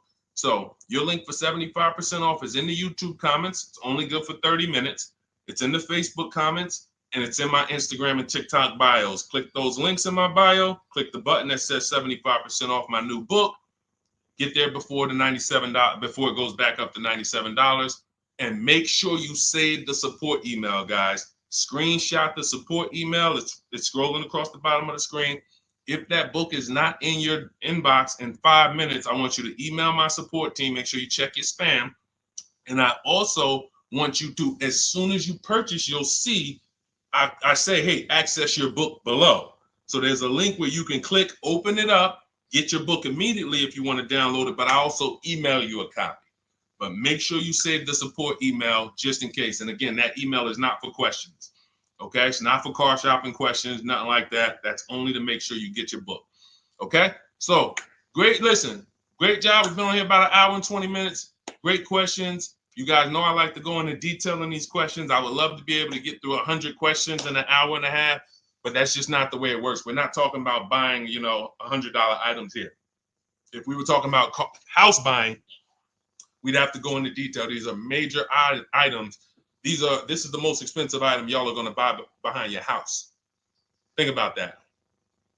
And think about how many people are there to protect you when you buy a house. Think about how many people have licenses. See how that question got asked earlier? Can they sue if it was a house and they did you wrong? Sure. You can go before the real estate commission. People can lose their license. People can lose their ability to practice real estate. If they did something unethical, you can bring them before a court and a judge, and you can have recourse. You can get, justice. Cars, you got nobody. No one's licensed. The person who's helping you buy your car that you're sitting there negotiating with, which I want you to stop, they might have just got that job. And they didn't get that job because they're a finance expert and they're someone who understands how to help you, because they're not going to ever make you compete against. They're never going to put you in a position where you can make them compete. They'll say, hey, let's negotiate. But here's the thing. That person just got a job because, you know how many people walked in a dealership with a good smile and a good personality? 2 weeks later, they're selling cars. These are the people that are helping you. They're not licensed. They didn't go through school. They didn't go through ethics training. They didn't go through any of this stuff that realtors and brokers have to go through to help you buy houses. So when you get your car, it is on you. That's why you want me working with you. You want my blueprint. You're not by yourself. You're watching my videos. Once you get my book, you can stop watching my social media videos. I don't want you watching my social media videos if you have my book. It's just going to confuse you, because what my social media videos do is warn you what not to do. That's what my social media videos do. Don't do this. The worst thing you could do is this. The worst thing you could do is this. Don't do this. My book is teaching you what to do. It's telling you what to do. It's not an education book. It's a do this first. Step 1, do this, do this, do this. Step 7, hey, congratulations. We're taking delivery. We're not focused on that. So once you get my book, you don't have to watch my social media videos ever again. And I want to say that because a lot of people will get the book and still be watching them and trying to piece it together. You got my blueprint. You don't need those videos anymore. Okay? So always a pleasure, y'all. God bless you. To those of you who have your book, make sure you email me when you pick up your cars, send me all the details. Deshone, check this out. This is what I got. This is what I paid, so that we can bring you guys into the stream and continue to tell everybody about you. So about the results. All right. God bless y'all. I will see y'all on the next stream. Always a pleasure.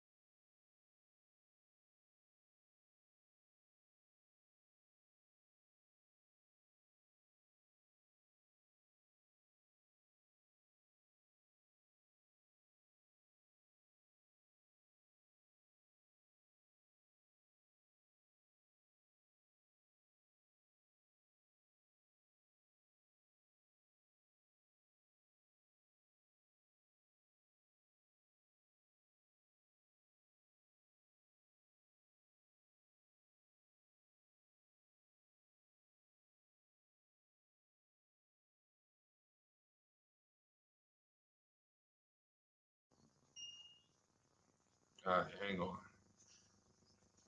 Welcome to Car Shopping Questions and Answers. We are going to be going deep on all your car shopping questions.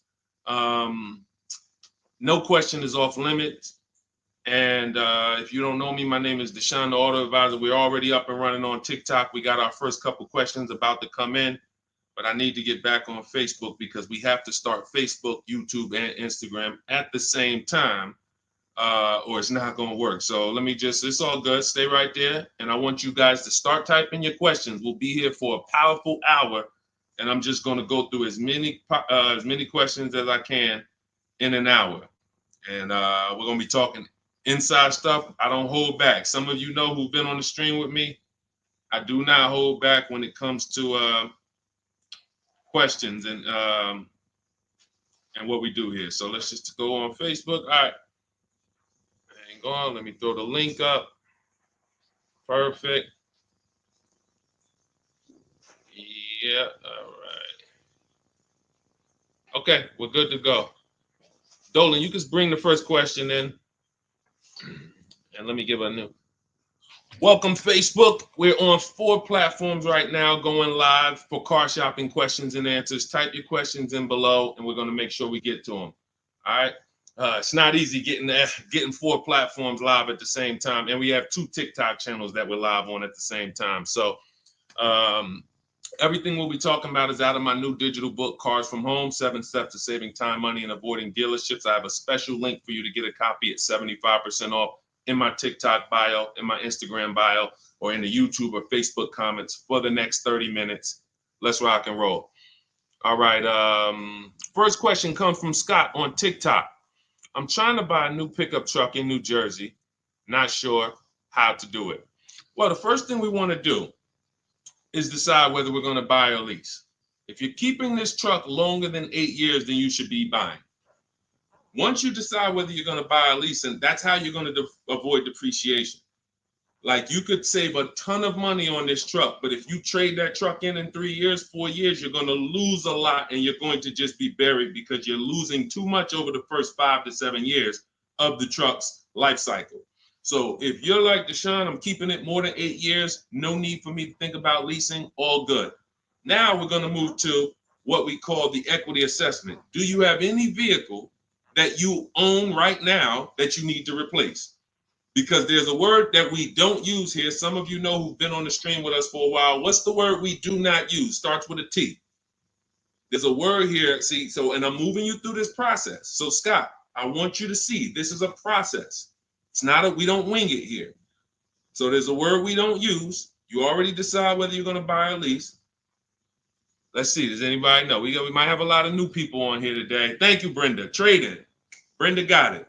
We don't trade in vehicles. Because again, when we start talking about getting all the money on our car deals, we got to realize something. We got to get all the money from each transaction. That means the car we have right now, if we don't get the most money for that, we lost money. The loan we may be getting, if we don't get the lowest interest rate, we lost money. And the car we're buying, if we don't get the best price, we lost money. So what we do is the equity assessment. Let me know if you have a vehicle you're going to be replacing. We would make sure we go online, we go to bidders, and we find out the highest bid we can get on our vehicles. Takes us 20 minutes. 6 major websites: CarMax, Driveway, Carvana, Kelly's Blue Book, Instant Cash Offer, Car Gurus, and AutoNation. These are people who are fighting tooth and nail every day to buy cars. So we get bids from them. Now, let's move in. Let's say you don't have a car to replace. Now what do? Well, let's look at how we're going to pay for this truck. Are we going to, let me turn on airplane mode to make sure I don't get any interruptions. All right, how are we going to pay for this truck? Are we going to buy it cash, or are we getting a loan? So if we're getting a loan, then we need to see, are there any special interest rates on this truck we're looking at? If there's 0%, if there's 1.99%, that eliminates us from needing to shop for a loan. That's called a subvented interest rate. No one's beating it. So when you guys see like Honda, if a vehicle you're shopping for has a 2.99% interest rate, 1.99, that eliminates us shopping. But there's one parameter we must look at in the fine print. What's the term? Is it for 3 years? Is it for 5 years? If they give us 0% for 3 years, a lot of people can't afford that payment. Interest is great. There's no interest. It's free money. But you got to be able to afford the payment based on the term. Then we move into looking at, is this a quality truck? It's a very important step. Let me tell you what happened. People used to buy Range Rover. When I worked at Mercedes, we had a Range Rover dealer right next door. People come in and get a great deal on a Range Rover, come in, feel like, okay, I won. That truck's in the shop every 90 days. Every 3 months. Lights going off, it's on a flatbed. We had people going in that dealership, literally. Maserati had a couple models, same thing. But there are domestic models too. There are import models. There are Japanese models too that have issues. So what we do is we do a quick search, takes us 5 minutes. Nothing that I'm talking about takes more than a couple minutes. In fact, our entire process to buy cars that I teach, my 7-step system, is 90 minutes to 2 hours. You can get the best, you can get below market deals on any vehicle in no more than 2 hours. So, but we can't get a below market deal and then find out we bought a bad vehicle. That means we lost. So whatever truck you're looking at, you would type that truck into Google and you would type, for example, 2024 Chevy Silverado, and you would type in initial quality. Initial quality, guys, is going to tell us what the data says about the vehicle in its first 90 days. That's initial quality reports. That means when people get it, all the owners, the thousands of owners that are buying this vehicle, what are they saying in the first 90 days? Are they saying the electric, are they saying it's hard to manage?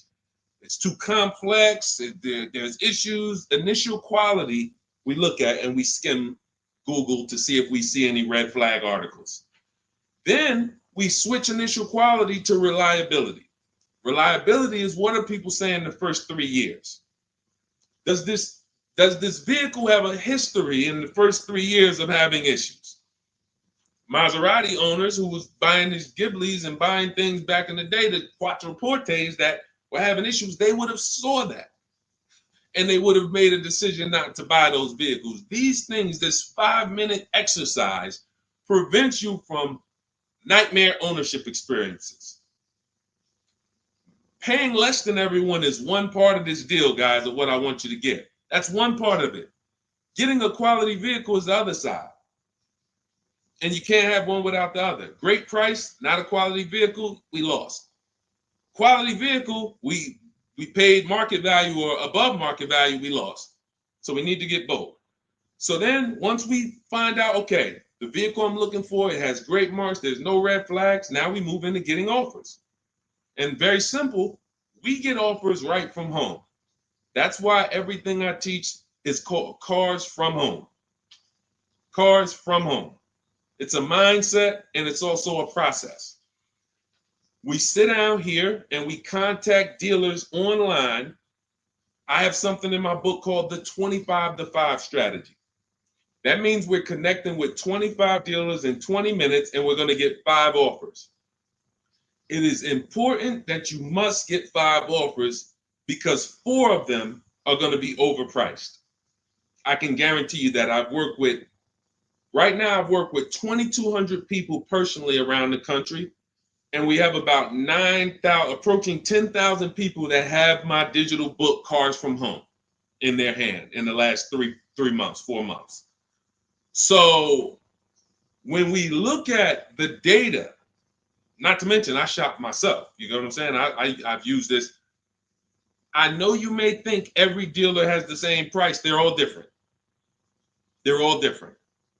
That's why your best deal, and pay attention to what I'm about to say. In fact, hit the share button if you're locked in.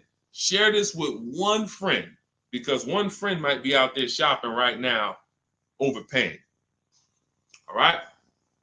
Oftentimes, the dealers that are the closest to you are not going to give you the best offer because they think they own you. I'm going to say that again. When a dealer sees your zip code come in, when I was in the dealer, we used to get we call them leads. Anyone in sales, you know the term leads. When we see that the zip code is a zip code that is right here, 5 minutes away, 10 minutes away, 20 minutes away, there's a mindset there that this person is not going to shop. So they're not going to give you your best offer in many cases. What you're going to get is an overpriced offer, and you won't see it until you learn to speak to dealers that are a little further away from you. Now, if you're doing it my way, you're using my book, you get your copy for 75% off. You won't pay the $97 price. I have email scripts in there. We don't talk. You use these email scripts when you're buying new cars and leases. We have a different process for used cars, but we still don't talk. You have to, and what's happening is you're going to see that sometimes the offers that come from 45 minutes away, an hour away, are your best offer because they're trying to take business from their competition. Some of these smaller dealers as well who don't have the foot traffic, they're not getting 100 people coming in on a weekend.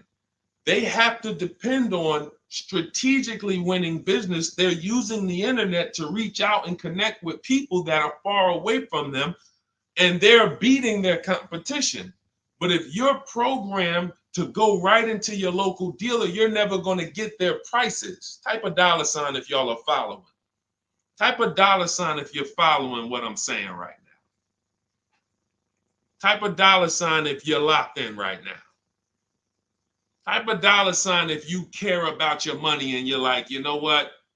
We're going to unlearn all the things that we were programmed to do. I'm going to tell you here's how we know we were programmed. And if I wasn't in the car business, I'd be just like y'all. That's why it's my mission to teach. You know how we know we were programmed? We never learned to buy cars. We were indoctrinated in a way of buying cars. We didn't consciously make a decision, approached it and said, this is how I'm going to buy cars.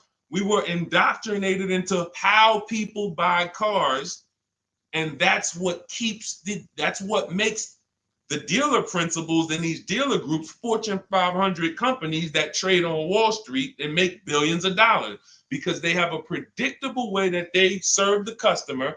It's not for the customer's benefit, it's for profit. So when you start doing this, and Scott, I just gave you the first 5 steps of our process. When you start doing this, you're going to see that the same people who you thought really liked you, Charlie down at the dealership that he sold cars to you, your parents. When you start making Charlie compete, you're going to see Charlie wasn't really for you. You're going to see that. The same person who, man, we always bought cars from him, but when you start making them compete, things change. Things change dramatically. And that's going to reveal to you, oh man, Charlie, how long you been overcharging me then? How long? See, because one dealer's best offer is not another dealer's best offer. So it's not like Charlie's lying. When he says to you, hey, listen, Ashley, listen, Miss Whittington, I can't do any better than this. This is our best offer. He may not be lying, especially, you shouldn't be there, but we do this, we never talk numbers in a dealership. But once they say that's our best offer, that's their best offer. When you hear from another dealer online, it's a different best offer. Another dealer online, it's a different best offer. And then you start saying to yourself, okay, I just need to find a dealer whose best offer is the lowest among everybody. But we can't stick with one dealer, because you'll never see how much you're overpaying by dealing with one dealer. So that's the process, Scott. That's the start. If you embrace that mindset, you're going to win every time. My 2 favorite words are multiple offers. You want to protect yourself from overpaying on anything. I don't care if you're getting your house renovated, multiple offers. Those of you who's not a good negotiator. Before we go to the next question, because I see we got a lot more questions coming, and keep typing them, and Dolan's going to pull the next one. Before we go to the next question, who's not a good negotiator? Type me. Not a good negotiator. I know we got some negotiators on here. We got a good amount of people, but who's not? You just don't like it. You're either not good at it. You don't like confrontation. It's just not your thing. Who'll be honest and let us know. It's not your thing. Okay, I see you, Brenda. Okay. All right, I see you, Tony. Okay. I see you. Let's go. Okay, we got a bunch of negotiators. Okay, I see you, Michelle. Okay, they're coming in now. Okay. Multiple offers is, you never have to be a great negotiator. If you embrace multiple offers, you never need to be a great negotiator, because what happens when you start getting multiple offers, you're not negotiating with the person trying to sell you something. You're making them negotiate with the other people trying to sell you stuff. Big difference. When you negotiate one-to-one, you're negotiating with a person. When you make other people get bids and you get multiple offers, now those people are negotiating with each other to win your business. That's how we have deals. That's how we have people like Danielle here, who she got her Audi. She's paying a ridiculously low payment, $550 a month, $44,000 vehicle, no money down. That's how somebody like Sean saves 20 grand off of his F-150 Lightning here. Wrote me in. Now pay attention. Pay attention to what I'm about to tell you about Sean's deal. What's so important is he saved 20 grand, 21,000 off his new F-150 Lightning. But here's the big thing. When I asked him about the deal, I want to find his post. He said to me, no other dealer, I want you to see this. He has shopped locally. Where are we? I think this is it. Okay, hang on. Okay, I'll tell you what he said. He had to go 150 miles out to get that deal. He had to go 150 miles out to get that deal. So what you're going to see from most people who learn from me, and you'll be this way too, you're driving an hour to pick up your vehicle, but it's a great drive because you know the money you saved. You don't mind driving an hour to pick up your new vehicle when you know that I'm saving $5,000 on this hour-long trip. All those other dealers close to me that felt like they owe me, none of them wanted to make me this offer. But this one deal over here, He's beating them by $5,000. I remember this young lady in California. She was buying a Volvo, and she had to fly. She called me. She said, Southern California dealer made me the best offer. They beat my highest offer in Northern California by $4,000.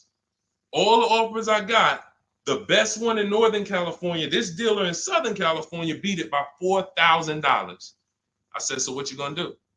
She said, I just got the plane ticket. It was $70. I said, that's what I would have did. So we have to go to where we're saving the money, y'all. This is a one-time thing. You buy your vehicle from who's making you the best offer. You service your vehicle from where it's most convenient. Two big differences. All right, go ahead, Dolan. Shoot the next one up. Everyone who just jumped on, this entire stream is sponsored by my new digital book. It's called Cars from Home, 7 Steps to Saving Time, Money, and Avoiding Dealerships. It's already 5-star rated. You can Google it. For the next 30 minutes, you can get your copy for 75% off. It's my entire blueprint of leasing step-by-step, getting below market leases, getting below market purchases, getting below market pre-owned deals step-by-step, making banks bid for our business step-by-step. Now, 30 minutes only. After 30 minutes, the price goes back up to $97. So you can click the link in my TikTok bio, click that picture of me, or click the link in my Instagram bio, and come back to the broadcast after you get your book. As soon as you pay on that thank you page, I want you to screenshot that. There's a link to open the book right there. So not only will I email you a copy, on the thank you page, you click a link, and that book is right there too. So, and then for those of you on YouTube or Facebook, we have the link showing below. Link in the comments for you, and Facebook, you guys will see the floating link. So 30 minutes, get your copy. You won't pay the $97 price. You'll get yours for $24, and you have everything step by step. You won't have to remember any of this or watch my social media videos anymore. Okay.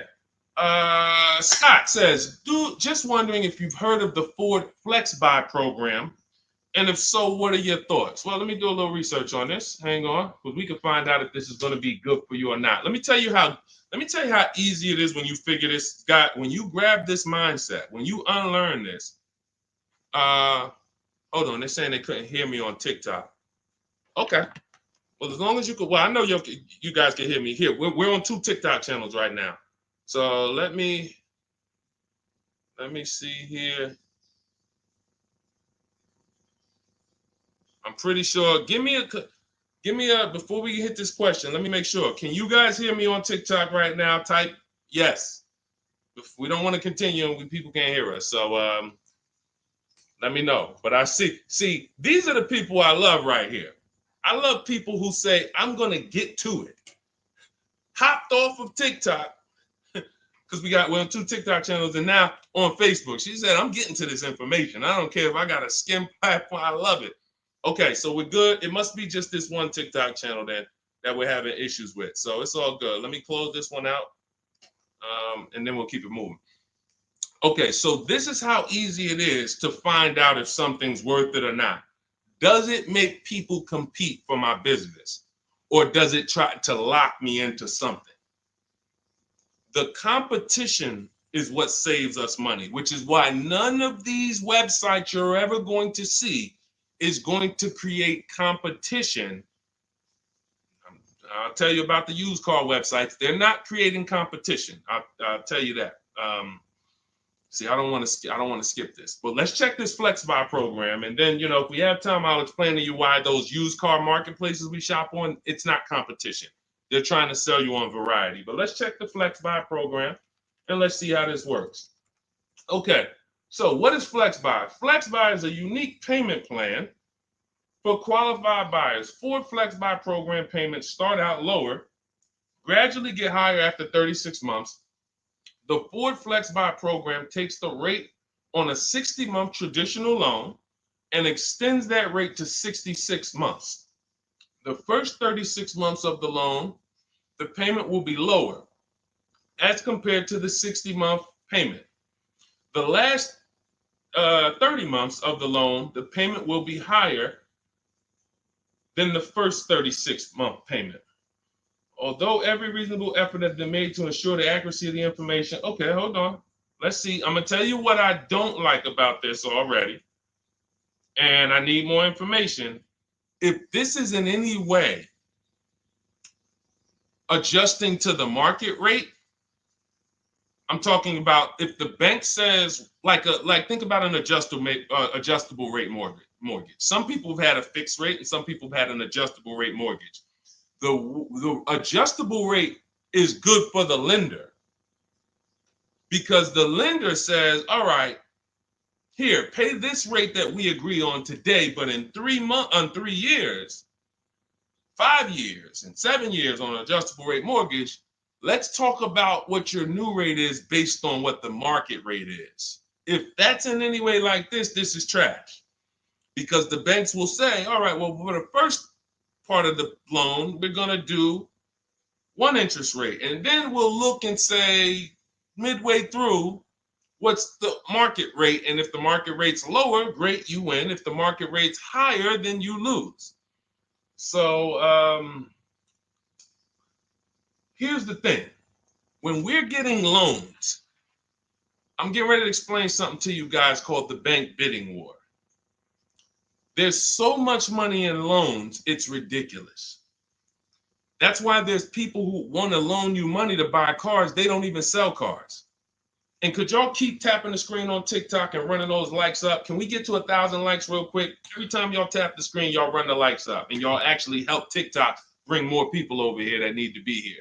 So I appreciate everybody. And thank you to everyone who hits the like button. I appreciate you. It does matter. Now, the credit bureaus in the United States allow you to do something called rate shopping. Rate shopping is when you actually let multiple lenders run your credit within a small period of time, and they can access it with a hard pull and it won't drop your credit score more than one hard pull. So let's just say one bank, Bank of America, accesses our credit to give us an offer for a loan. It may drop our credit 9 points because of the hard pull. If we shop within the rate window, we can have 50 banks at credit unions run our credit, and it's going to affect it the same 9 points. That's called the rate window. I haven't heard anyone talk about this. I've been talking about this for literally over 2 years. I think I have a couple big videos that you guys have shared, watched, that talk about how to do this. When you are getting your offers from banks, you want to get them after you've already found your best deal on your car. Because once you get your best deal on your car, you have everything you need now to go to the bank or go online, call the bank and get an offer. Who's had a bank tell them when they call for some type of offer, the bank tells you, well, we need you to have a car first. Who's had that happen? You call and you're coming and you're shopping for you're trying to get a pre-approval or something like that, and the bank tells you, well, we need what car are you buying? We need the car details. Well, that doesn't really make sense, right? I'm trying to get the offer so I can go get the car.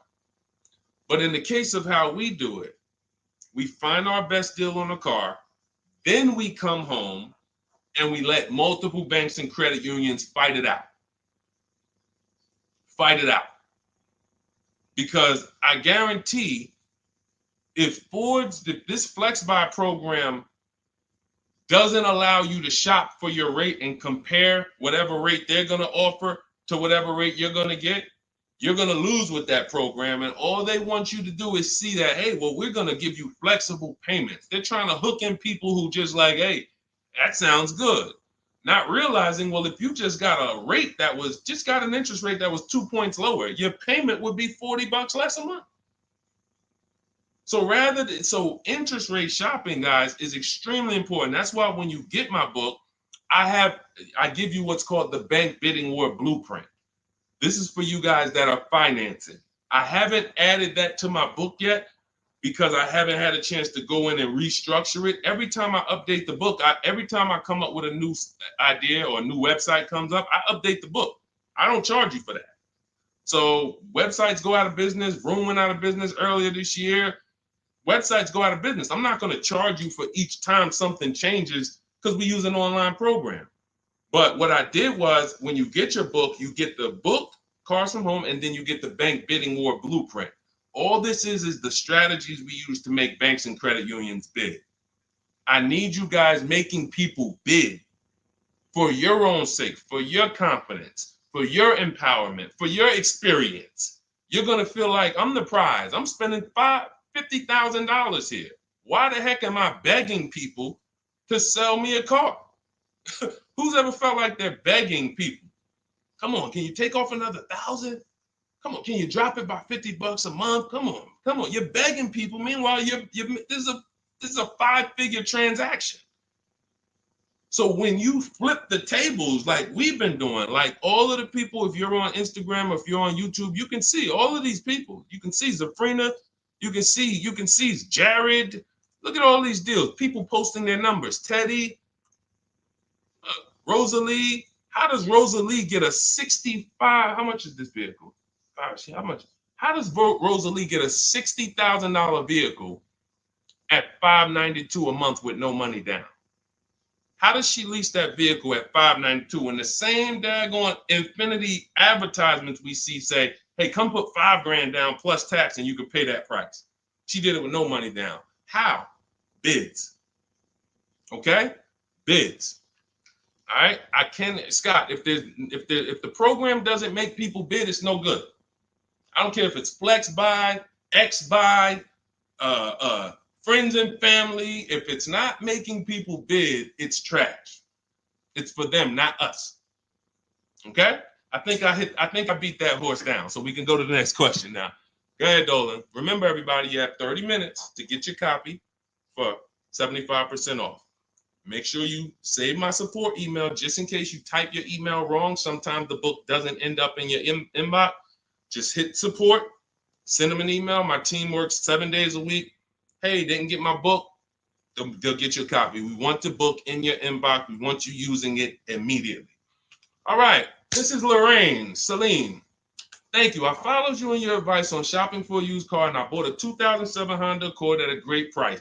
Thank you for your knowledge and advice. Amen. Congratulations. Enjoy it. Honda's a great vehicle. If you took the steps and made sure you were getting a good one, title, service records, accident history, a great Honda Accord is incredible. Even some of these vehicles, guys, long-term owners, some of you long-term owners, you need to understand which vehicles have the best longevity records. And Honda Accord is one of them. Congratulations, Lorraine. Enjoy it. God bless you. Go ahead, Dolan. Next one. Buying a Porsche Cayenne Coupe. Need help. Okay, well, you sound almost like Scott. We started with the process. How many years are you keeping the car? If I could find my, oh man, I don't have time to find it right now. I know why. There's a young lady who came. I want to tell you something how important deal structure is. Who was taught never to lease a car? I want you to be honest. Type me if you were taught never to lease a car. If everyone who's willing to be honest, again, it may sound like some of the things that I'm talking about is bad news first. That's because it is. I have to give you the bad news first, and then we get to the good news. All right. So now I see some misconceptions coming out already. I see Wanda. Okay. I see Black F22. He said you never own it. I want you to understand something about what you just said. If you're a person who keeps that car 8+ years, then you can own it. I'm going to tell you why. Cars depreciate like this. Cars drop in value like this. This is the scale. That's why you buy a car today for $40,000. 5 years later, it's worth $18,000 or $15,000. You're losing value. People care about this. You know who cares about this more than anyone? You guys, you know who cares about this more than anyone? Banks. Banks. Banks don't want to own things that do this. Now look, Black is coming with a lot of stuff right now. Let's talk to Black. And let's talk to the people like Black, because Black is somebody who will tell you never lease a car. He just said you're basically renting it. You never own it.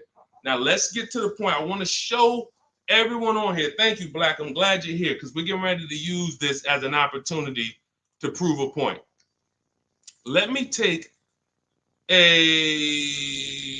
let's look at Ansley's deal he just got leasing. And we'll talk about mileage. You can build lease mileage up to 30,000 miles per year. So it doesn't matter. First thing people think, well, leasing, they limit you. No, you pick your mileage on a lease. You choose the mileage. I've had people who lease 30,000 miles a year, 25,000 miles a year, 18,000 miles a year. You pick the mileage.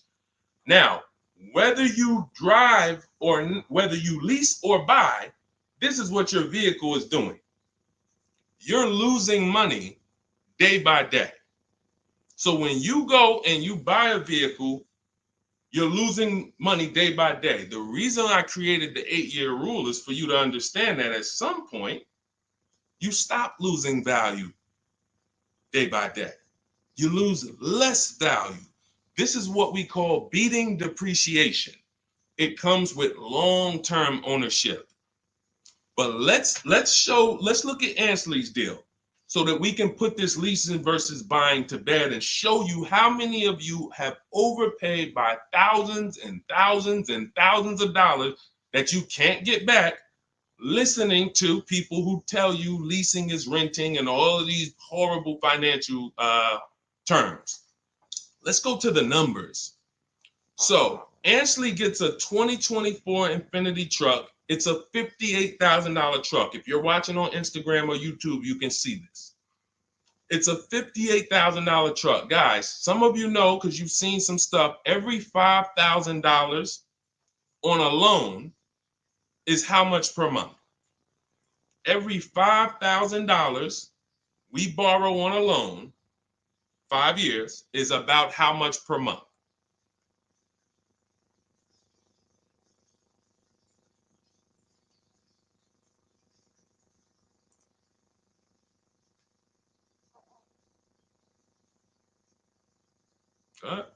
Anybody know? Thank you, Michelle. $100. Told you, shout out to the people who tapped in, locked in, locked in. See, I love the people who are locked in. It's some people who just, they sleep at the wheel. I need the people who are locked in. I'm really only talking to you. Now, that means this vehicle that Ashley went in to get, his $58,000 vehicle, if he would have just said, all right, I want to buy it because I was taught leasing is renting, how much is it going to cost me a month? No money down. Let's figure, we're going to compare apples to apples. No money down, because when you put money down into the deal, that confuses you. That actually makes you think you got a better deal than you really did. When you evaluate deals with no money going into them, it's easy to see where the best value is. Now, Ashley would have been paying $1,200 a month for 5 years. $58,000. That's not even full tax. Let's just round the tax to 60. Let's just say $1,200 a month. But Deshone, what if he got a good discount? Okay, I'll give you one better. Let's go extra conservative and let's play that game. Let's pretend that he's using my strategies and he found out a way to save a huge amount of money off this brand new Infiniti. He's getting bids, he's using my strategy, but he's not leasing because he's been programmed not to lease. So he's not leasing, but he's going to get bids. Now he saves $10,000 off the price of this brand new vehicle. $10,000. So instead of financing 60, he's financing 50. What's his payment, everybody? What's his payment? We just said every $5,000 is $100 a month. $50,000 vehicle. What's his payment? $1,000 a month. $1,000 a month. Okay. Now that's with a super discount. That's with a discount that's like anybody would be happy to save 10 grand. I'm proving the point here that you cannot get a good deal if you buy, but you should have leased. You lost. Big time. Now watch this. He's leasing and his payment is $554 a month. So now somebody like Black, somebody like Miggy over here that agrees with Black, they pull up in their Infiniti truck, right? And they pull up next to you. And y'all are both driving the exact same truck. And you look at them and you're like, hey, man, we got the same truck. Now they're going to say something to you like, yeah, you know, man, it's expensive though, man. It costs to drive this, right? And you're going to look at them and be like, oh, how much you paying? You know, I did a no money down deal. So I know I did all right. I did no money down, but I'm paying $1,000 per month for this. Oh, really? I did no money down too, but I'm paying $554. Wait, you? Yeah. Oh, yeah. I leased this. I drive it for 3 years, then I give it back. Oh, yeah, but I own this. I'm gonna own this in 5 years at $1,000 a month. This mine right here. Okay. All right. Listen. God bless you. Have a good enjoy, man. Enjoy. Now let's go one more scenario. Let's go to the person who says, Deshone, I don't buy used. I don't buy new though. I only buy used. Cool. Let's say you pull up in your new lease that you just got. And again, everyone shouldn't be leasing. That's why step 1 in my book is called the 8-year rule. It's the 8-year rule. If you are keeping vehicles at least 8 years, don't worry about leasing. You're going to beat depreciation. All of that money you're going to pay to own, all the $1,000, all these high payments you're going to pay to own, all this cash that has to come out of your pocket to own, out of your bank account to own, it'll be worth it in the long run. At least 8 years though. And the longer the better. 10, 12, 15, you really want. But less than 8, losing big time. So let's say a person says, oh, I'm going to get a used version. So they find a 3-year-old Infiniti truck just like this, but so instead of paying $60 for it, let's say they find one for $30. Let's give them a good price, good mileage. They think, oh, I'm good. What's their payment, everybody? What's the payment? Come on, stay by the keyboard. I need y'all quick because we're teaching something here to people like Black. They might not get it. I pray that they do, but they might not get it. But the people who are locked in financially, the people who understand financial literacy are going to get this. If every $5,000 is $100 a month and they buy a pre-owned version for 30 grand, what's their payment? Thank you, Michelle. 600. 600. See, he said 500. So this is how I know he's struggling. And I'm not trying to beat you down, man. I'm just saying when you're talking about something you don't understand, it's better to ask questions, not make statements. So now, we pull up. You have your new lease. You got this same deal, $554 a month. He pulls up in his 3-year-old version that has probably 1 year of warranty left. You both did a no money down deal. He looks at you and says, oh, wow, that's the new one, right? Yeah. This is the 2024. 2025. Oh, yeah, this is a 22. I just got this. I got a good price on it. I paid 30. Okay, cool. What's your payment? I pay 600 a month. What you pay for the new one, man? I know that must be expensive. I pay 554. Wait, what? Yeah, I paid 554 for this. No, you put a lot of money down, right? No, I didn't. I gave him $554. I drove off. It's understanding. That's deal structure. That's why when I came and started teaching 3 years ago, I had to teach deal structure. I couldn't teach people to just go in and buy cars, get great prices. If you get a great price, but your structure is wrong, you overpaid. You're driving cars, you're driving older cars with no warranty. And many of people who've been taught to do this, they never even pay the car off. They trade the car in before they even pay it off. They literally, I used to have people walk into the Mercedes dealer and they look at me and say, Deshone, is that the new version? I'm like, yeah, that's the new one. He's like, I got 3 payments left on this. This one, as soon as I pay it off, I'm coming to see you for that one. So this is a person who paid these high payments because they wanted to own. They thought they were going to own. As soon as they get their title, it's like running a marathon. Oh, these high payments, these payments are so high, but one day I'm going to pay this car off. And then as soon as you get to the end of the race, you go start another race. It's horrible. It's horrible. And so that's why we don't move into any other step before we get to the buy versus leasing. That's why it's step 1 in my book. So we can sit here all day and compare numbers. There is no comparison to a person who's getting great lease deals versus a person who's buying. It's not even close. We're driving better cars. We're driving, they're usually always under warranty. We're paying cents on the dollar when you know how to get below market leases. I'm not talking about these commercials y'all see. That ain't nothing. We don't pay those prices. None of these people, look, you think Zafrina, who got a Jeep Grand Cherokee lease, and she paid Look, she's paying $527 a month. She's paying $527 a month. Oh no, that's Teddy. Hold on. You think Zafrina, who's paying $579 a month for a $66,000 truck, is ever going to she's not going to let this bad information get to her anymore. She's driving a $66,000 truck. So again, now let me, before we go to the next question, I'm going to just read some things from Black because he's over here typing. And I do want to give him the courtesy of reading because we just used him as a teaching moment. I think everyone learned. If you just got what I just taught about the leasing versus buying, type $sign. Just type $signs. If you got that point of me, see, no one talks to you about payments. They say things like never lease, always do this, always do that. But they never talk numbers. The reason why we go straight to the numbers is because the numbers don't lie. They say men lie, women lie, numbers don't lie. So when we go to the numbers, shout out to everybody. I see y'all. I see y'all. I see you, Wanda. I see you, Tony. I see you, Michelle. I see you, Megan. I see you, Brenda. I see you, Federico. That's the name of the game, is putting your deal on the right foundation so that you know, again, like I said, banks don't want to own vehicles.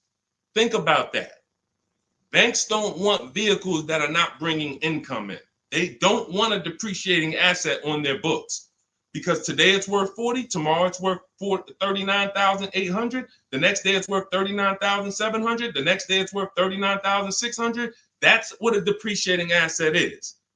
They don't want them on their books in the short term. They're in the short-term business. And some of us are in the short-term business too. The only people that are winning long-term with purchases are those of you who keep your cars 8+ years. Because you beat depreciation. All right, so Black said, nah, bro. Okay. Keyword, no money down. You put 10 to 20% down, then it's a different story. You can't make this stuff up. Let's go. You cannot make this stuff up. Watch this, y'all. Watch this. I just compared 3 no money down transactions on the same vehicle. 3. New, used, new lease. 3, no money down. I'm telling people that when you don't put money down, you can clearly see what you're really paying. You can clearly see what you're really paying. Black comes in, he proves our point, which is he's going to put 10 to 20% down. Now he's pulling up next to you in your lease, right? You're $554 a month, brand new, fully warranted, all the latest and greatest features. Now he puts 10 to 20% down on that's $10,000 to $12,000. Think about this. He pulls up and he has a similar payment to you. So he feels like we're alike. He feels like we're pretty close. In fact, he may even feel like he's doing better than you because he's purchasing his and you own yours. I mean, you're leasing yours. But watch this. What about that $12,000 you gave him? What about that $12,000 you gave them? That's how people forget. That's why everything in the Car From Home system, when you get the book, you're going to see everything is about shopping with zero down, looking at offers, and then choosing, do I want to put money down to lower my payment? Money down does not buy your deal. I made a video about this. Some of you have seen it and shared it. People who make a down payment and think they got a deal. You have a deal before you put your money down, or you don't have a deal. A deal means I shopped all my offers, and then I found the dealer who was going to discount the vehicle the most. Now, how do I want to pay for that? Do I want to get a loan? If I'm getting a loan, what do I want my payment to be? Now I'm going to manipulate my down payment based on what I want my payment to be. That has nothing to do with the deal I got, but somebody like Black or people who move like him, hopefully we can help you get over these mindsets. But you have some very, very strong convictions, and you're confidently incorrect. That's dangerous. It's dangerous to be confident and incorrect. Dangerous to yourself and your family and your friends who will listen to this. If you are putting money into deals and thinking that you got a deal because your payment ended up being affordable, you in no way can win.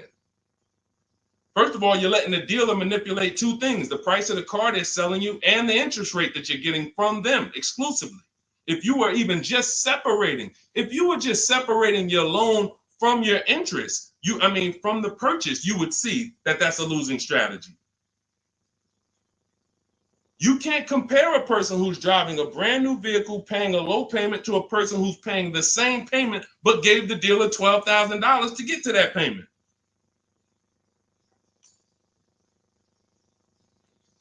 And look, here we go. Now let's get ready for the next question, because Black just said, I believe in the Ramsey rules, not leasing cars, and he's costing you. Now, let me ask you a question. How many years are you keeping your car, Black, on average? And let's just move on from there. We've given you enough, and you've been great. You have been great. I think we have all learned. You've given me a lot of things to be able to teach the audience who's willing to learn, but there is in no way, shape, or form. 3 to 4 years. My man, you are losing like crazy. Look, he's buying cars like this and flipping them. He's buying cars like this and flipping them, coming back. You're spending so much money that I can't even get it across to you because you're not in a posture to learn. You are literally buying cars in their deepest state of depreciation because somebody told you don't lease. You listen to them. You buy the car here. It's worth $40 the day you buy it. You come back in 3 to 4 years to get a new one. They give you $20 for that car. You spent $20 grand. You lost $20 grand in depreciation in 3 years. And you just keep doing that because somebody told you never lease cars and you listen to them. The payments I'm showing you, it's not clicking. The fact that the same car you bought for $40 that you're going to get $20 for, you're paying $40.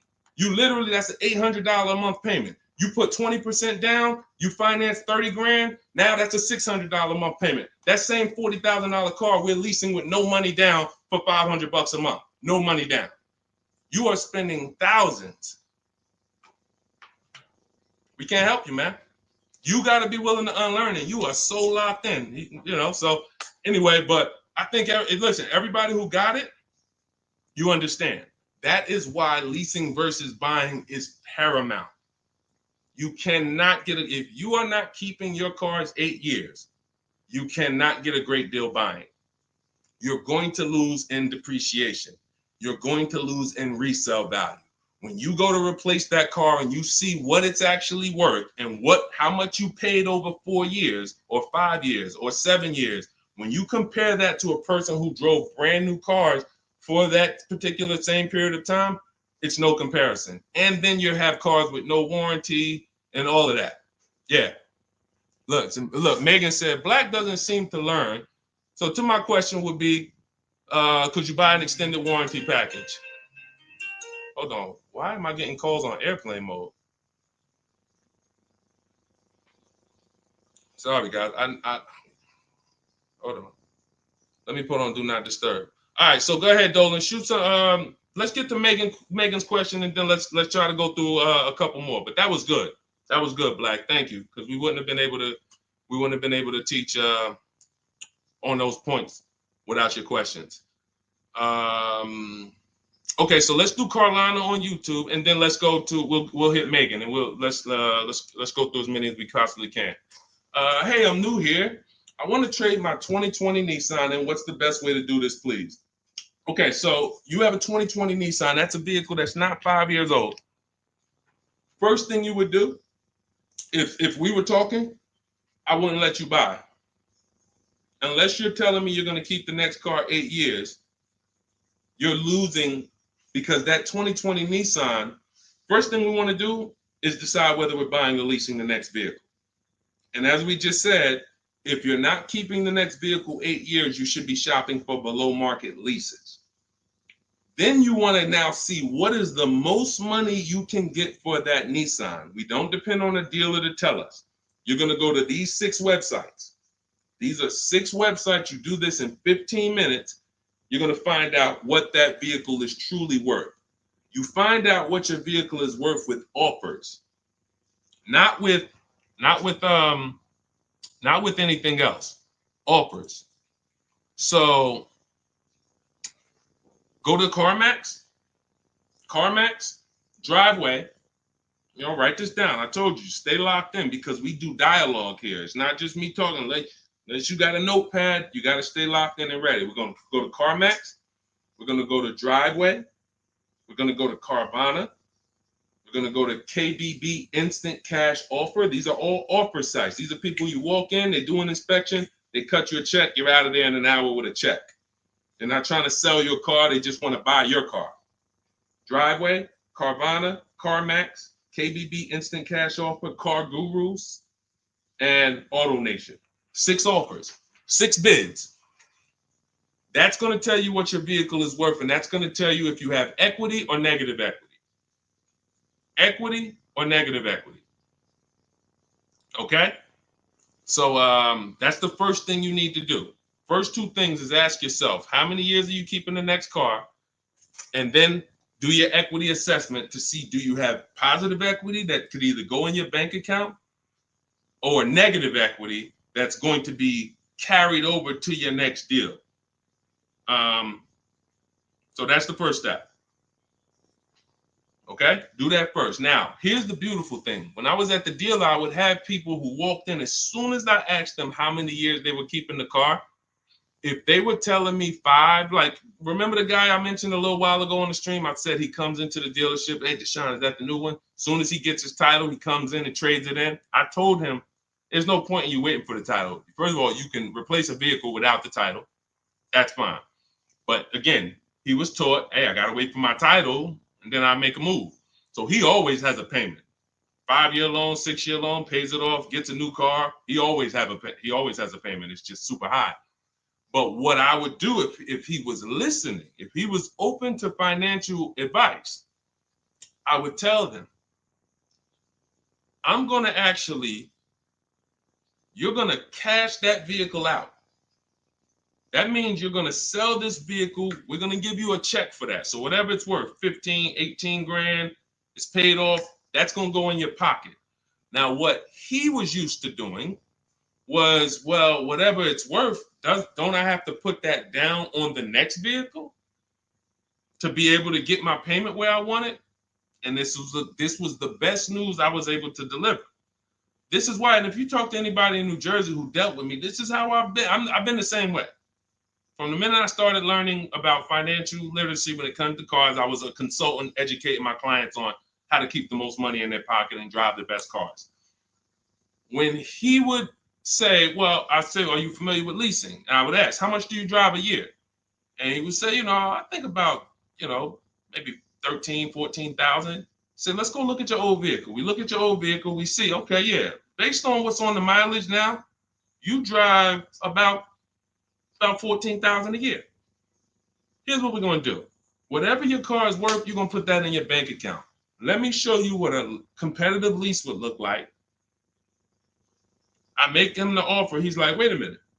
This is my payment, and I could drive as much as I want. That's it. You could drive the same amount you've been driving.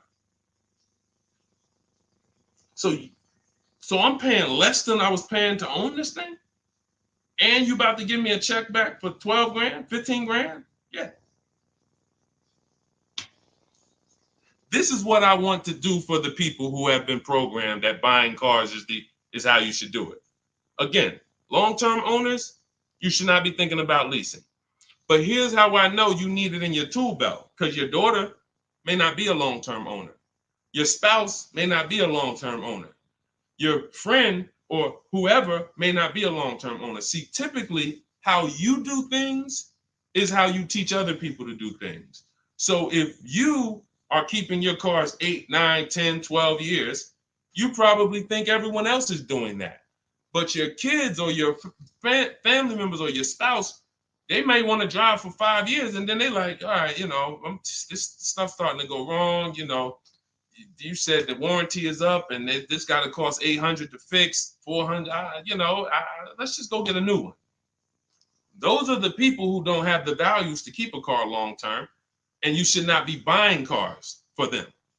They should be shopping for. Now, both cases, you need below market deals, but it does not. But knowing how long you're going to keep the car is how you're going to beat depreciation.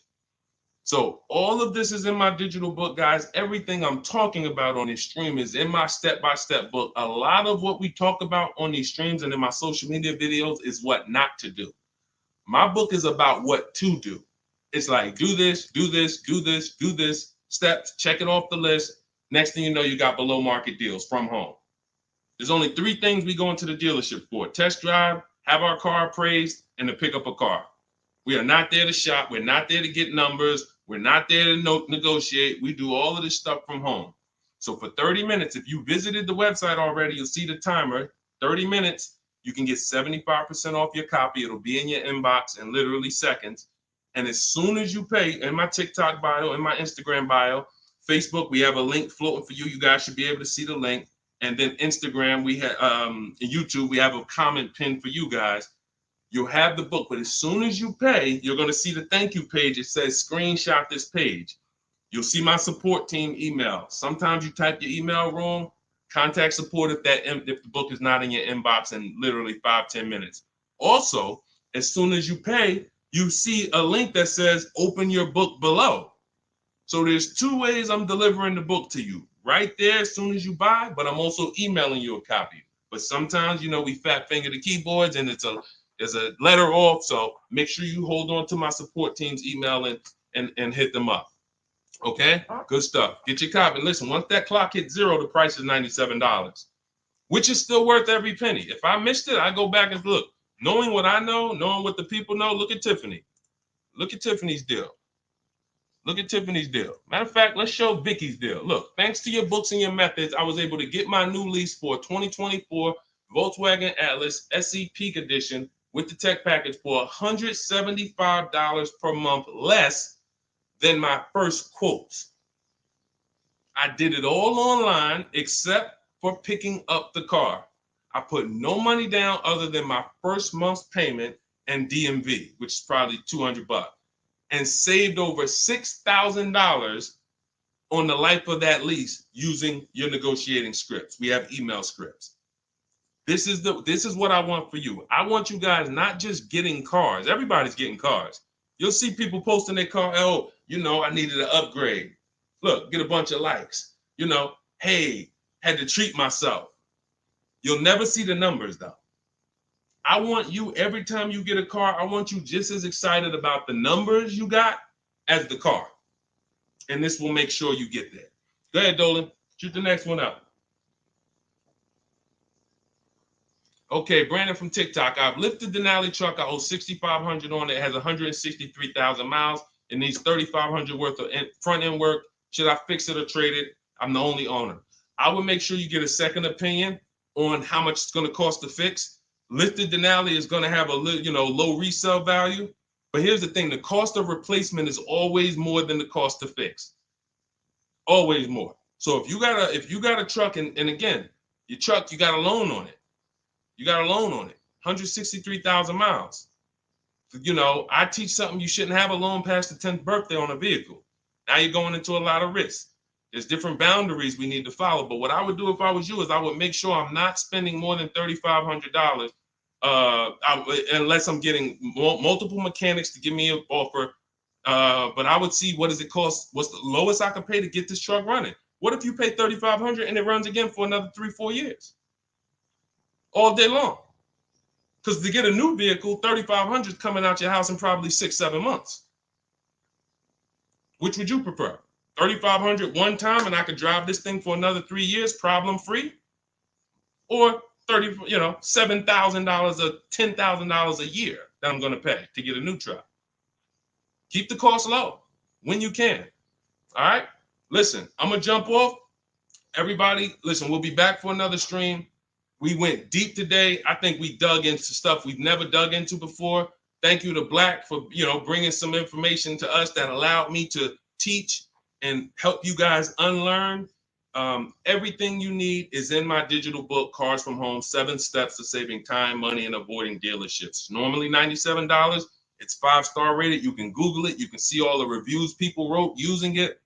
But you won't pay $97 if you get to my TikTok bio or my Instagram bio before that 30-minute countdown expires. You'll get it for 75% off, which is $24. And on YouTube and Facebook, I have a comment pinned for you guys where you can get your copy for 75% off. Use it. Make sure you email me your success stories, and make sure you save my support team's email just in case you type your email wrong. Let's make sure my team gets you your book. All right. God bless you. Keep winning. Keep unlearning. I'll see y'all on the next one.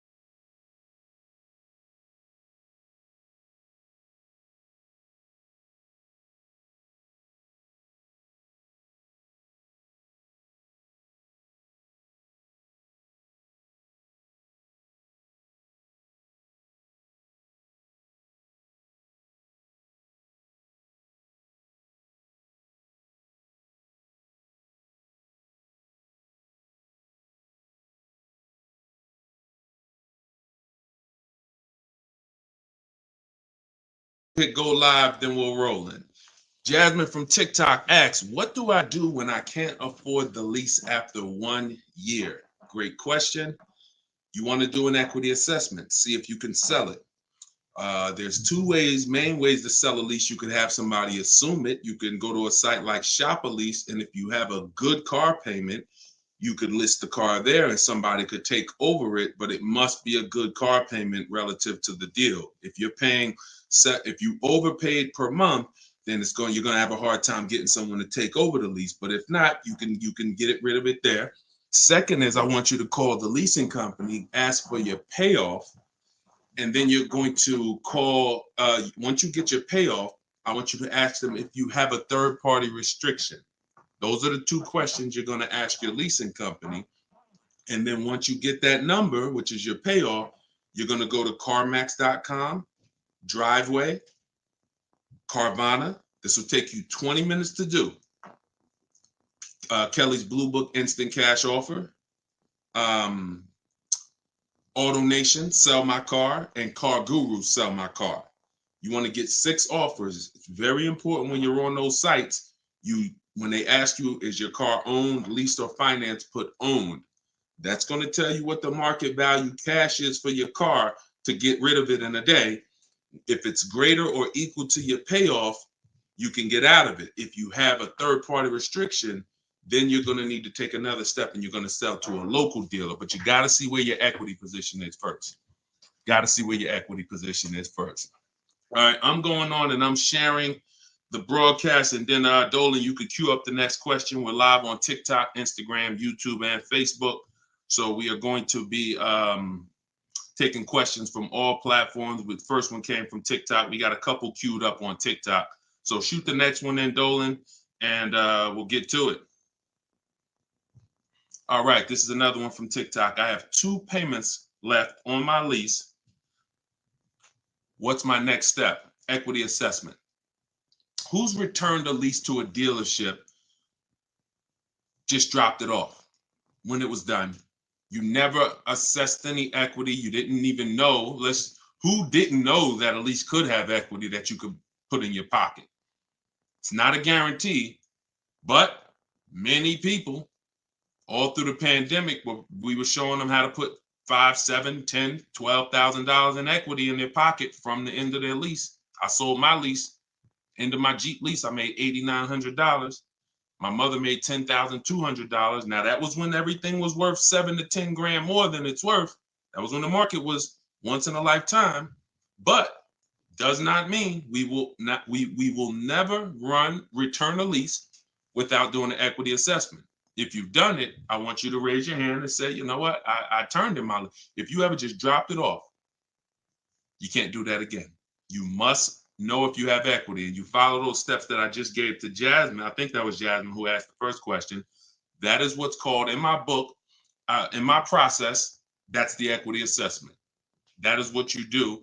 Everything I'm teaching you guys is from my new digital book, Car Shopping for People That Hate Car Shopping, 7 Steps to Saving Time, Money, and Avoiding Dealerships. So every question you ask, when I answer it, it's going to be out of one of those 7 steps. And the equity assessment is step 2. You must do that before you ever return a lease for the rest of your life. A lot of you gave back thousands of dollars to dealerships and you didn't realize you were doing it. They bought those cars, put that money in their bank account when it should have been in yours. Yep. All right. Go ahead. Shoot the next one up, Dolan. All right. All right. This one's from TikTok as well. Let's go. Facebook, type your questions in. YouTube, type your questions in. Instagram, type them in so we can get to you guys. Another one from TikTok. Thinking of trading a car for a newer model. Should I keep the car and just get the new one? It's a good question. What's the benefit of keeping the car? If you were a high mileage driver, then I would tell, let's just say you said, Deshone, I'm driving 20,000 miles. Then high mileage drivers, I want you to type HM. If you do over 20,000 miles per year, even 18,000 miles per year, just type HM.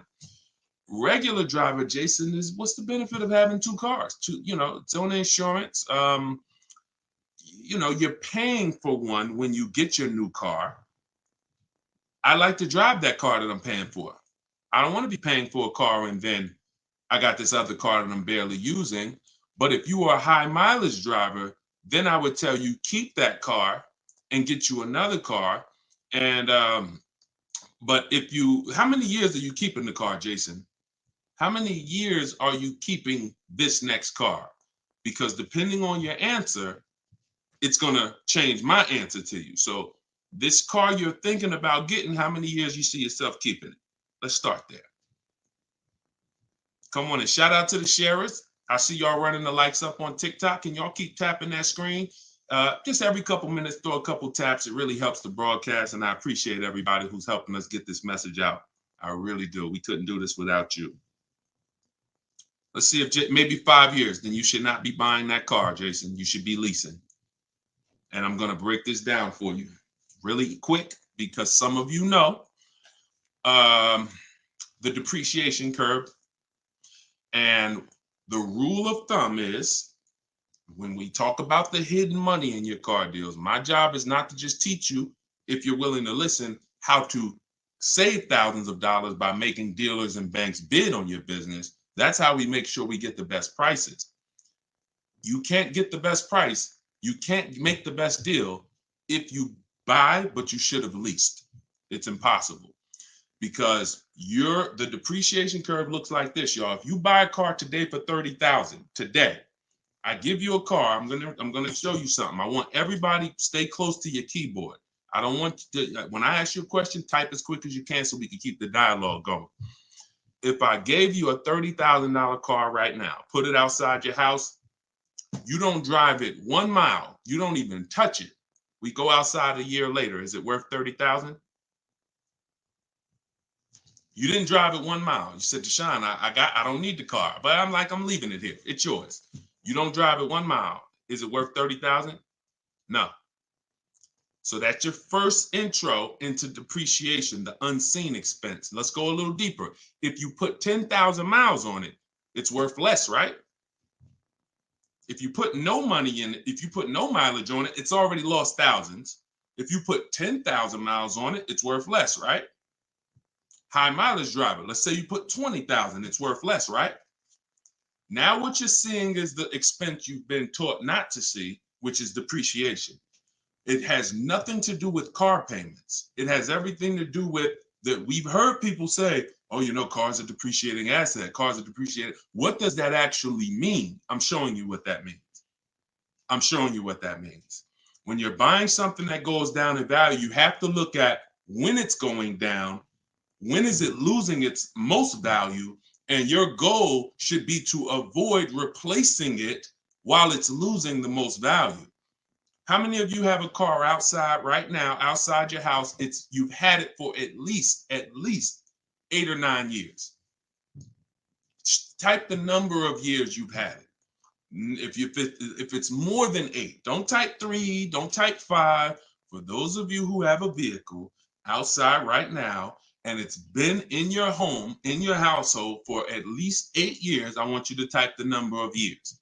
All right, we got Jason 10, we got 13, we got 8, we got 20, we got 14.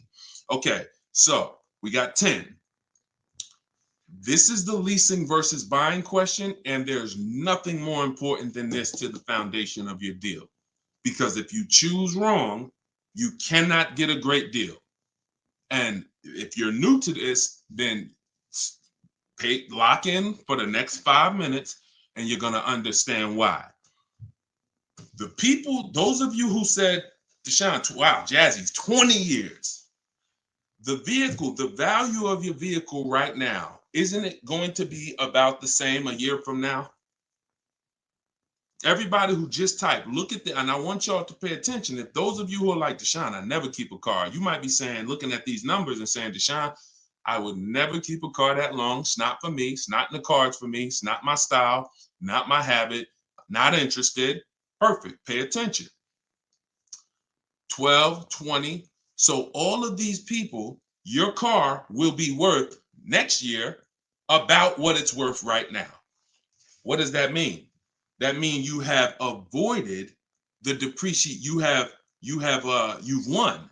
The depreciation curve normally looks like this the first 5 to 7 years, but it starts to get like this the longer you keep the car. So now all of you who have answered, all of you who are watching them answer, their car depreciation curve looks like this now. It's not losing much value anymore.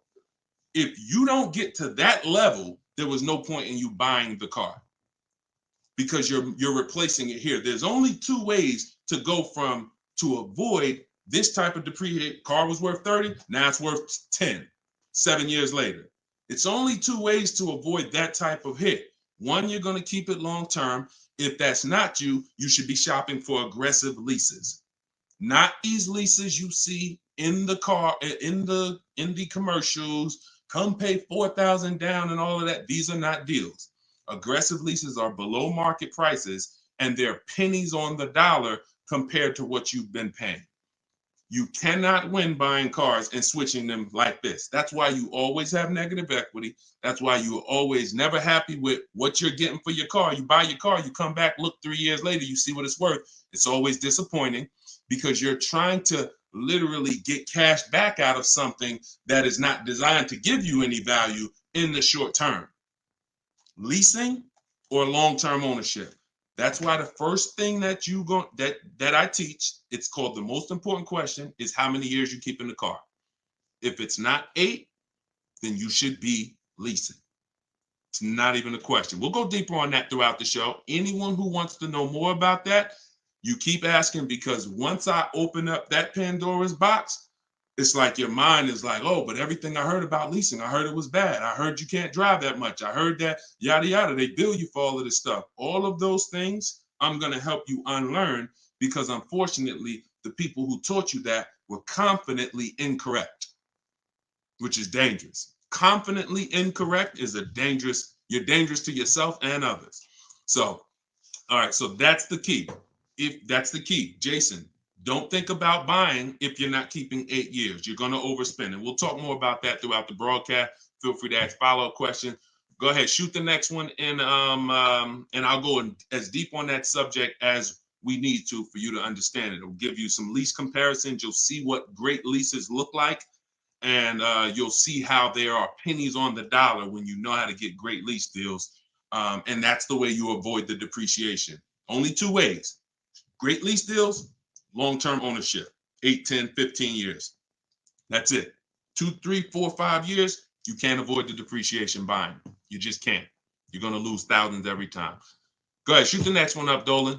We're keeping the questions coming in. We're live on all platforms, so just keep typing. I'm going to try to get through as many as I can. We got a lot of questions coming from TikTok. All right, let's go. Should I put money down on a lease that I'm about to turn in? That you're about to turn in. I'm gonna assume you meant, should I put money down on the lease that you're about to get? So check it out. Here's how you shop all your lease deals from now on.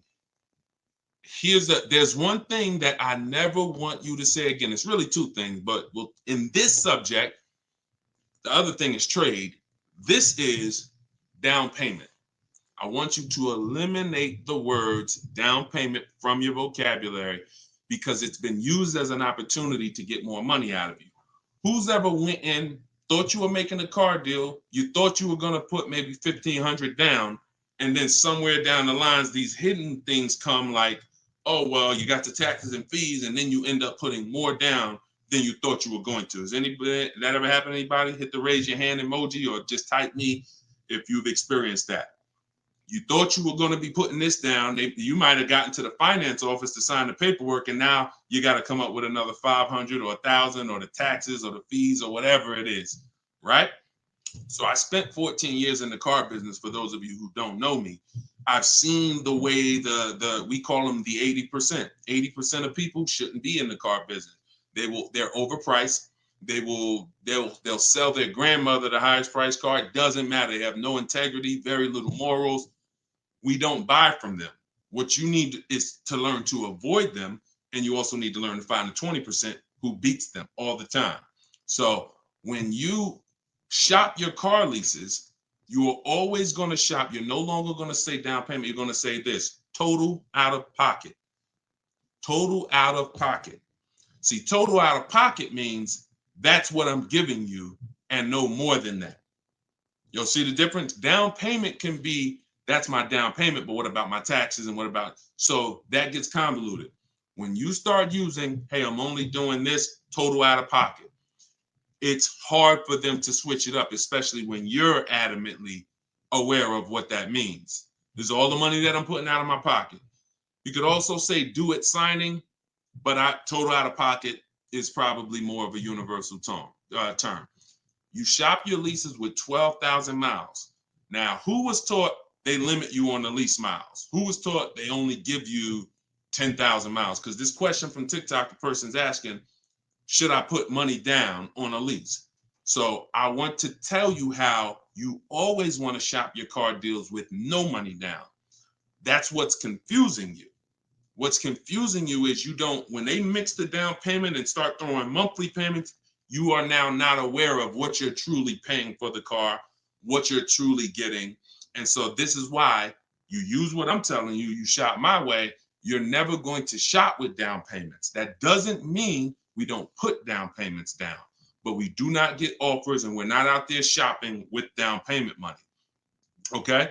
So, all right, I see it's happening to you, Fouché. So you're going to get your offers with first month's payment, total out of pocket, taxes and fees in the payment, 12,000 miles per year.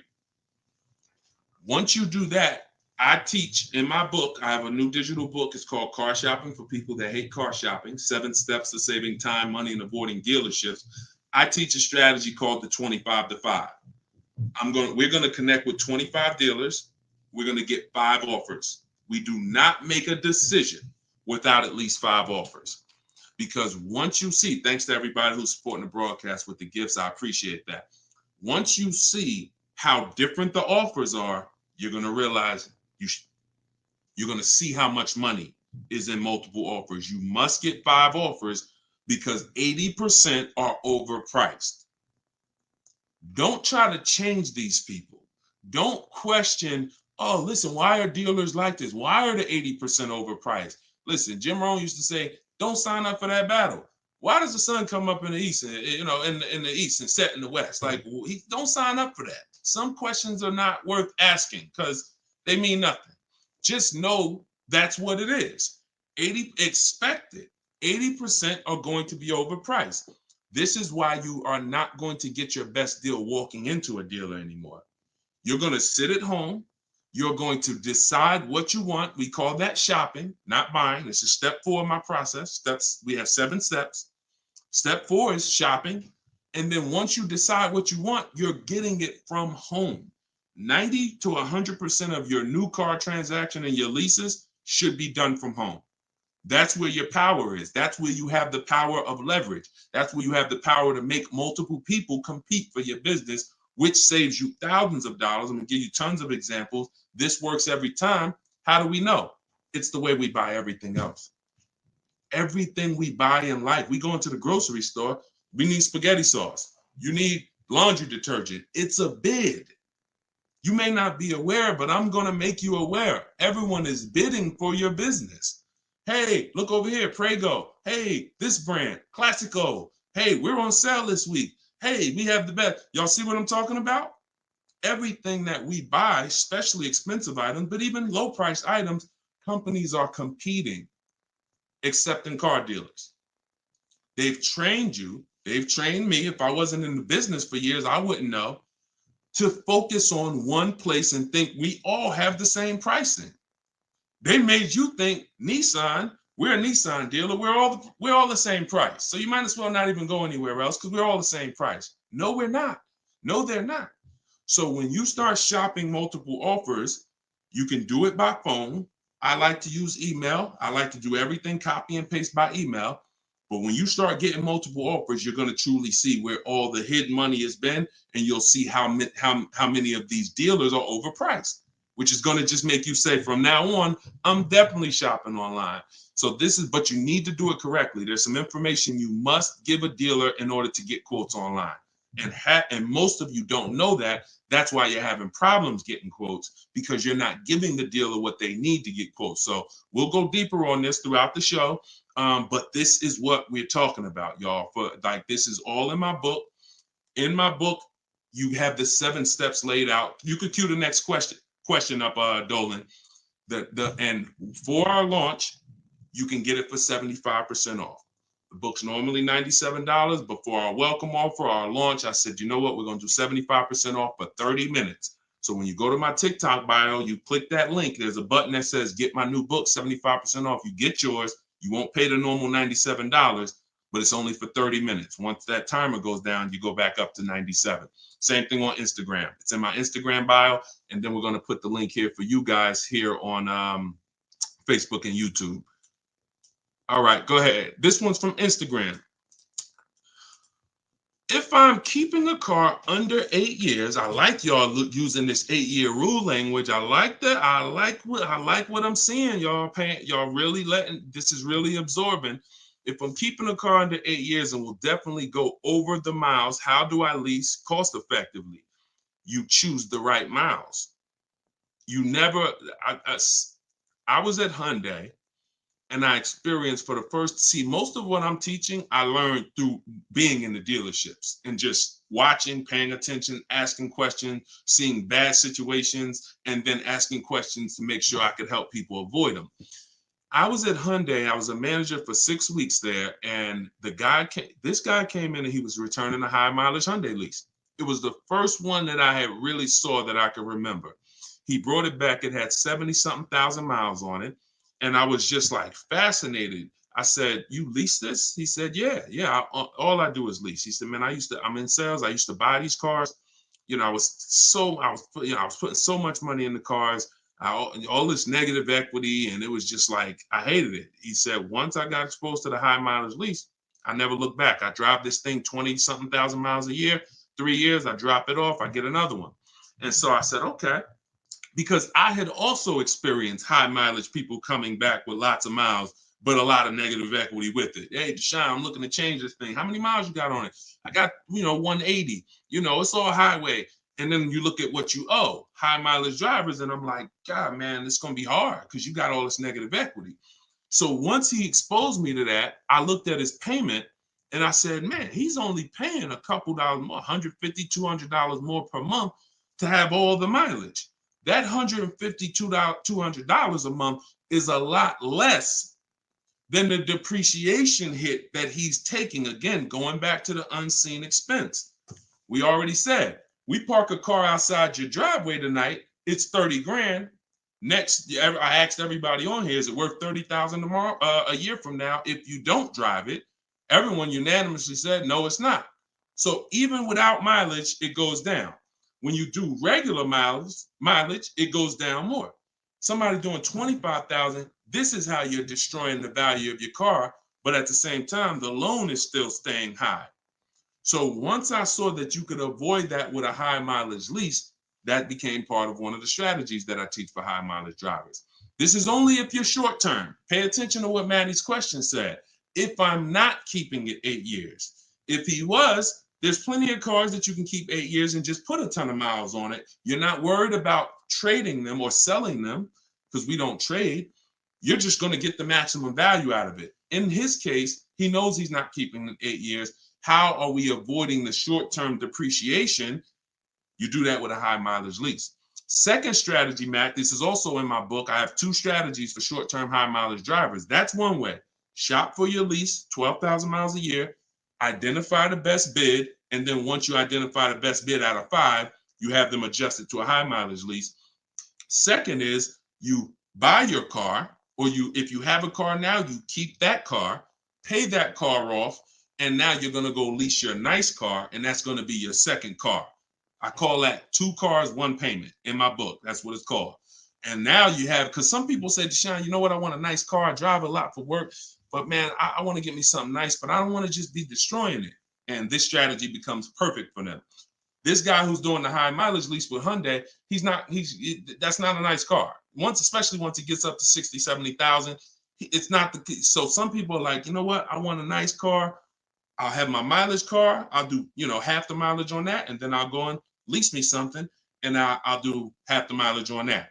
And so it's a beautiful thing. You got your nice, beautiful car and you got your mileage car and you split it, payments affordable, and you're not dealing with all this negative equity like you've been used to dealing with as a high mileage driver. High mileage drivers are getting killed with some of the worst because you guys are just killing the value of your cars. You use either one of those, you're going to love it. Both in my book. So if you want that step by step, it's in there. Some of you are like, Deshone, this is great. I don't want to try to remember all of this. In my book, it's right there for you, laid out step by step. You can get it for 75% off in my TikTok bio or my Instagram bio, or just scan the QR code on the screen, or go to deshonesbook.com. Either way, get you 75% off. Okay, shoot the next one up. That was a great question, man. Shoot the next one up. Let's get through as many as we can. This one's from Instagram. Would you recommend leasing business vehicles? Well, that's a question for your accountant. Whoever is going to be helping you benefit from having vehicles in your business name, that's the person you should be asking, which is most likely your accountant, whoever does your taxes. Here's what I can tell you, and I'll keep this very quick. Many people are putting cars in their business name with no business, or no business that requires a car. Be very careful. There's 2 parts to this. One, whoever's going to teach you to put cars in your business name from a business strategy standpoint, that's who you need to learn from. Second is you can use what we teach to save money on the cars, because what I see these people, influencers, social media people paying for these cars, they'll never tell you what they're paying. And they go and they re-up their cars like crazy because they need it for their brand. The money they are losing, most people can't afford to lose. But unfortunately, they're desperate. But get the strategies, get the structure. I used to have people all the time ask me, Deshone, do you teach Toro and all of these, I said, look, I don't, but you need 2 people. You need me, because I'm going to teach you how to buy the inventory at below market prices. You need the business person who's going to teach you how to legitimately do the business, inventory and all of that. Those are the 2 people that you need. And without both of them, you got some incomplete counsel. But be careful listening to these people, man. If you don't have a business and you wrote off thousands of dollars in business mileage or thousands of dollars in car payments and maintenance, I don't want to be around you when you get audited. And the sad part is those people who told you this won't be around when you get audited, and you can't support that. Just be very careful we don't want a second wave of the PPP. You get a lot. Okay, that's it. We're not gonna beat a dead horse. Go ahead. Next question, Dolan. I think y'all get the point. Some videos were the worst videos to go viral. Did so much damage, still doing damage. Okay, TikTok. This one's from TikTok. Facebook, YouTube. Keep typing. We're not seeing many questions from you today. Do you recommend leasing over purchasing? So you missed what we talked about. I recommend you go back, watch the begin. See, there is no leasing or purchase. There is no either or. It's a based on how many years I'm keeping the car, I should be leasing. You can't, there is no either or. When you lease, you are not keeping your car and you are avoiding short-term depreciation, paying pennies on the dollar for brand new cars. That's not going and paying what they have advertised or walking in a dealership and say, hey, work me up a lease deal. That is not what I'm talking about. When you add up the payments from doing that, you're going to see you overpaid. You probably broke the 1.5% rule and you paid too much for a car you're giving back in 3 years. What I'm talking about is aggressive lease deal. Look at this. Give you an example. I'll give you an example right here. So, and this one, I love to use her because she was in the middle of the pandemic. Middle of the pandemic, people were out here buying Kia Tellurides for just $5,000, $10,000 over sticker. Bonita got hers in 2020. She got a 2023 Kia Telluride, put $600 down, and that was her car payment every month for 3 years, $600 on a $46,000, almost $47,000 Telluride. Why is this so important? Some of you know, you may have seen the video, how much is every $5,000 in a car purchase price? How much is that per month on a loan? Every $5,000 is how much per month. So we're going to compare Bonita's incredible lease deal she got to someone who bought this same vehicle to show you that if you should have bought, but you lease, if you should have leased, but you bought, there's no way to win. It's over. $100. Good job. So that's clicking in. Ronald, great. $100. So whenever you look at a car, you look at a $10,000 car, your mind should automatically say that's $200 a month. 5-year loan. $20,000 car, $400 a month. 5-year loan. $45,000 car, which is about what Bonita got, that's a $900 car payment. So there's people driving this car. We're not even taking into account the taxes and anything like that. That'll put it up probably about 40. Actually, that'd be put it about 50. For her truck was 46, taxes and fees, call it 50. It's about $1,000 car payment for 5 years. She's paying $600. This is why there's no comparison. And sometimes your mind may play tricks on you. Yeah, but it's more than that. Is it? If you and I both drive out the same lot, same exact vehicle, you're paying, we're not putting any money into the deal. See, I want to make sure I keep you on track when you're not, neither one of them are putting any money into the deal. They're literally just going in, no down payment. All right, what's my deal look like? $600 a month, great lease. $1,000 a month, 5-year loan, no money down. So when we leave it the same, if I'm paying $1,000 and you're paying $600, is there any question of whether you're winning right now financially? Same vehicle. So as we drive, the only way you can eventually win, or I could eventually win if I bought, yeah, I'm paying $1,000, but I'm going to keep this vehicle long enough so in 10 years my Telluride is going to maybe worth $9,000. I kept it 10 years. It's worth $9,000 out there, but it's not losing value anymore. It's been in my household and I was able to outlive the depreciation. So now I win. Doesn't mean you lose. See, it's not like, oh, well, you lost, you should have bought. No, Bonita knows I'm not keeping 10 years. I'm not keeping 8 years. That's not my goal. Therefore, I'm going to shop for great lease deals and I'm going to pay pennies on the dollar compared to people buying. And that's my win.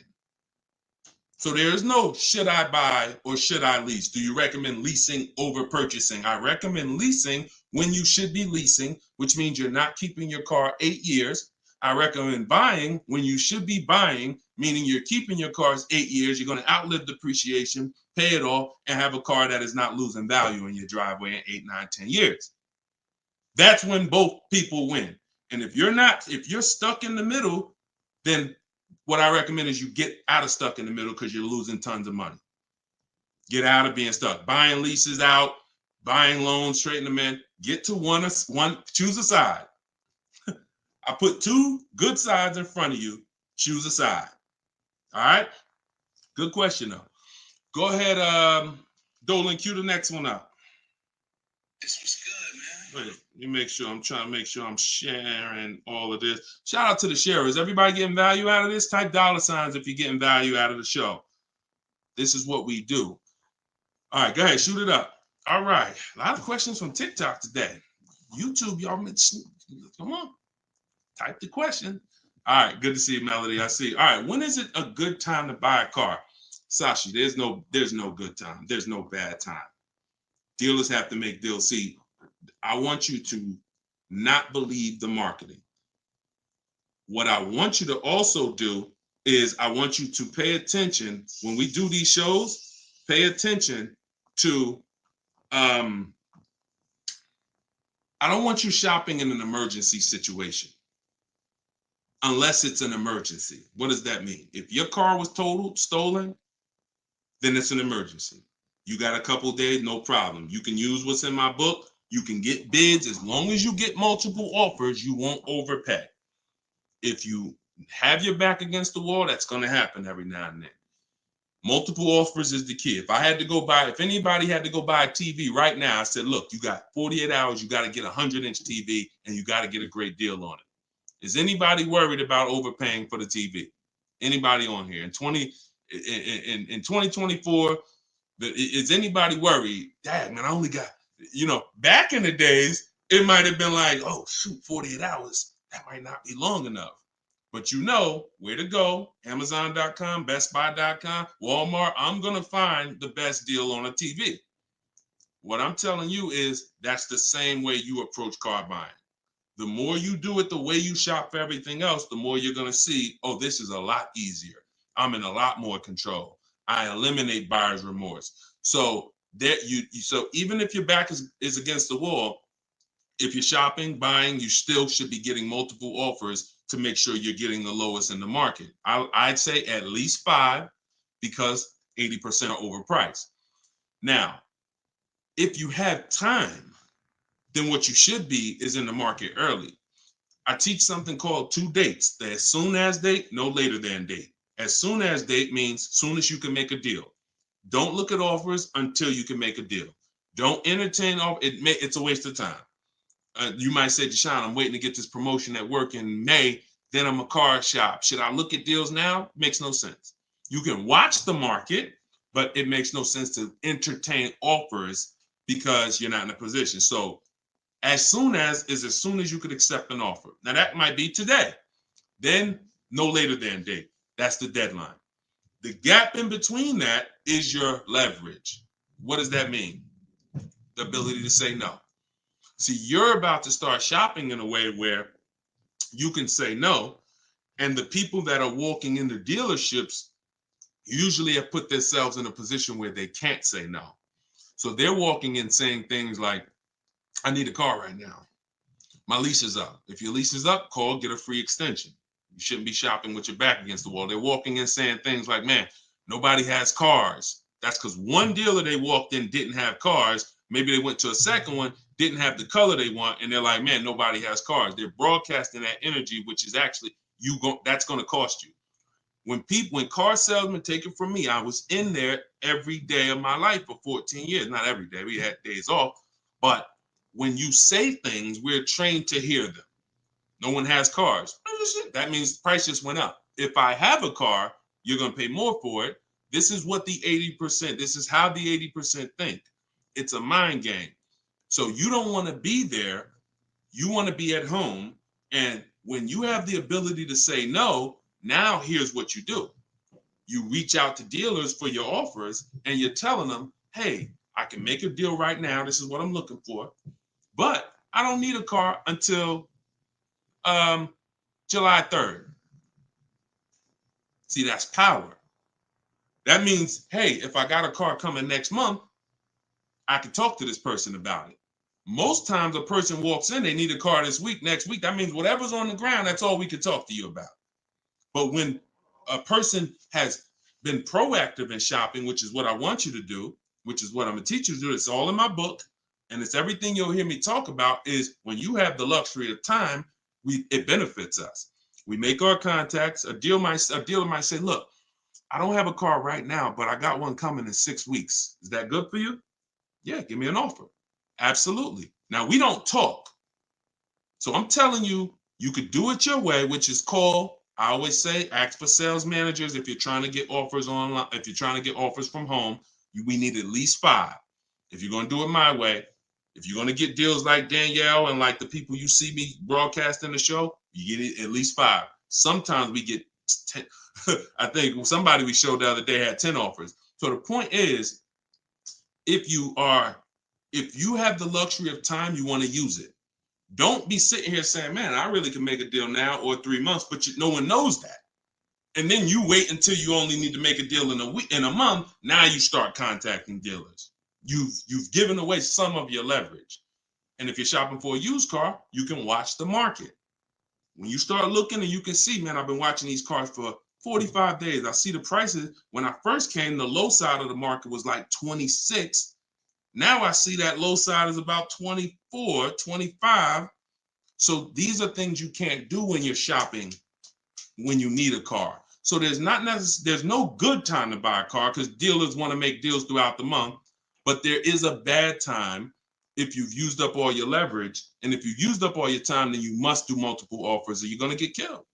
Sorry to say, there's no other way to say it. If you don't know how to shop multiple offers and you walk in needing a car in 2 days, you are going to overpay. So multiple offers is always the answer. All right. Go ahead, shoot the next one up, Dolan. Great question. This one's from YouTube. I'm only able to get a rental for delivery work. Is there any cons to this method? I don't really, okay, I think you rephrased it. Is there a proper way to rent vehicles for work, or is it fixed market and there's no way to save money? Absolutely not. Renting is going to be way too expensive compared to, this is why when people say, who's heard leasing is like renting? Who's heard that? Type the raise your hand emoji or type me if you've heard leasing is like renting. It's one of the most ignorant statements that there's a lot of ignorant statements made about leasing, but that's one of them. Renting is expensive. Renting, you don't get a lot for your money. It's usually a short-term thing, 1 day, 1 week. You know, maybe if you had an accident, cars total 30 days. It's not meant to be long-term. So what I would tell you is if you were renting a vehicle, I would tell you try to go on Turo, try to find somebody who's willing to rent to you, possibly on a long-term basis where it's not going to be as expensive. Because I'm guessing if you're renting, there's a particular reason for that. But the money you're going to pay in renting, you should probably put some of it to the side, try to get you a car, cash, Facebook Marketplace, something to get out of that cycle and start to rebuild. In my book, I have a strategy of plan B, plan C for bad credit, where, you know, you can talk about cash, you can talk about buy here, pay here, even buy here, pay here, if done right, is better than renting. When I was 20, my second car, actually, my first one was a $500 car. And after I got a buy here, pay here Chevrolet Cavalier. It was, I put $1,500 down. I paid $50, I think, a week. And I paid off the car in a couple months. That car lasted me 6 years. So the key with buy here, pay here is to make sure you're getting a great car, a quality car, but renting, that if I had to rent a car and I'm in a position, I would try to find somebody on Turo, the lowest price per day, and then see, hey, if I did a long-term per month rental, how much would you give it to me for? I try to work that out, see how that works. All right. God bless with that. All right. Next question, Dolan. Shoot it up. We're getting a lot of questions, so I'm going to try to move faster through the answers. This one's Facebook. Once you have the car you've decided on, how do you go about getting multiple offers from dealers? Well, you could do it the manual way, which is I would see the only bad thing. See, and here's the thing. You guys know if you've been on, if this isn't your first time, if you've seen, you know I don't hold back. But I can't teach you scripts that I've written specifically so you don't have to talk. There's tons of scripts that I have in my book that you're copying and pasting from email, because when you're trying to get quotes online, you're dealing with trained people. And unfortunately, those trained salespeople are dealing with untrained customers that are not giving them what they need, not giving them the information. So 9 times out of 10, they assume anyone online doesn't really know how to shop online. they're defensive and they're not even going to give me what I need to make them an offer. That's why I keep trying to get them to come in. So when we do our copy and paste, we're giving them what we need. And that's the only reason I say I can't explain that to you. The only way to use that, like, all right, there's scripts for everything. There's 3 levels of contact when we're contacting online. This is my 25-to-5 strategy. You're using this for new cars and leases, not used cars. Different strategy for used cars. New cars and leases, you're using my 25-to-5 in the book. And what that is 3 contacts. First, we got to let the dealers know what we want. We contact 25 dealers online with a copy and paste template, tell them what we want. We need to tell them what we want. We need to tell them what our deadline is as soon as we can buy a car, which would be today, because we don't contact if we can't buy today, and then our deadline. And now you're going to have responses. Hey, when can you come in? Hey, when can I? Hey, when can we have a phone call? Hey, whatever. So because I used those scripts, I was able to write responses. I had to use those same scripts. Hey, Mrs. James, thanks for the inquiry. Hey, when we have I'd love to help you with this. I have a car. What would be better for you for us to talk? 1 p.m. or 4 this evening? I had to use those scripts. So I was able to write the responses to them. So we copy and paste. Now, the key is whether you're doing it that way or whether you're calling, the first key is, do you even have a vehicle I'm interested in that matches what I want? So in that initial contact, we're telling them exactly what we want. Color choices. Hey, I'm open to black, blue, gray. I'm open to a sport model or a touring model. I'm open to this. Like, this is what I like. You have to tell them that, or there's no way for them to search the inventory and get you and even see if there's a match here. So once we do that, that's your first thing. Do you have a car? Now, the benefit of doing the 25-to-5 is we're shopping out of 25 dealers' inventories. So we're giving ourselves the absolute best shot of finding something where we don't really deal with, oh, I went to this dealer, they didn't have a color I want, they didn't have the trim I want. If we contact 25 dealers and there's no inventory, that means they're either in between model years, which means, okay, maybe the 24s got sold out, 25s haven't come in yet, we're on that bridge, or it's a rare car, hasn't come in yet, or it's a very rare car. See, that's different than you believing the car is rare because you visited 1 or 2 dealers. Once we contact 25, if the color, we're reaching out for a pink one and the dealer is saying, hey, we don't really have that color, that's when we know. So shopping out of 25 dealers, we get the best shot. We're trying to find who has a car. Second thing we're going to do now is we need to send a quote request. When we send our quote request, we're telling them what we want. If we're buying, we're looking for all cash price because we're not doing taxes. We want a bottom line price. And we're getting that from at least 5 to 7 dealers. Because when you shop correctly, remember this, when you truly have shopped multiple offers correctly, you're going to see at least a $3,000 to $5,000 difference from your lowest offer to your best offer. I've been working with people around the country. We're 2 million followers. We have 1,700 people we've worked with personally since 2021. That is the consensus. 3,000 to 5,000 bare minimum. And in fact, some of you who are looking for higher price cars, you look at somebody like Kimberly. Kimberly used multiple offers. Her Maserati she was shopping for, she picked it up a little while ago, $86,961 vehicle. They offered it to her for $66,261. Deshone, that sounds crazy. She saved 20 grand. Actually, 20,700 on that offer. So now you never can pick. You don't know where the bottom is. She didn't go in saying, if I can't save 20 grand, I'm not getting it. That's not how we go in. We go in, we do multiple offers, and we let the bottom reveal itself. We don't choose the bottom. All right. So once we do that, we're getting our quotes, and there's going to be a lot of people who try to stop that. Hey, we only do business in person. When can you come in?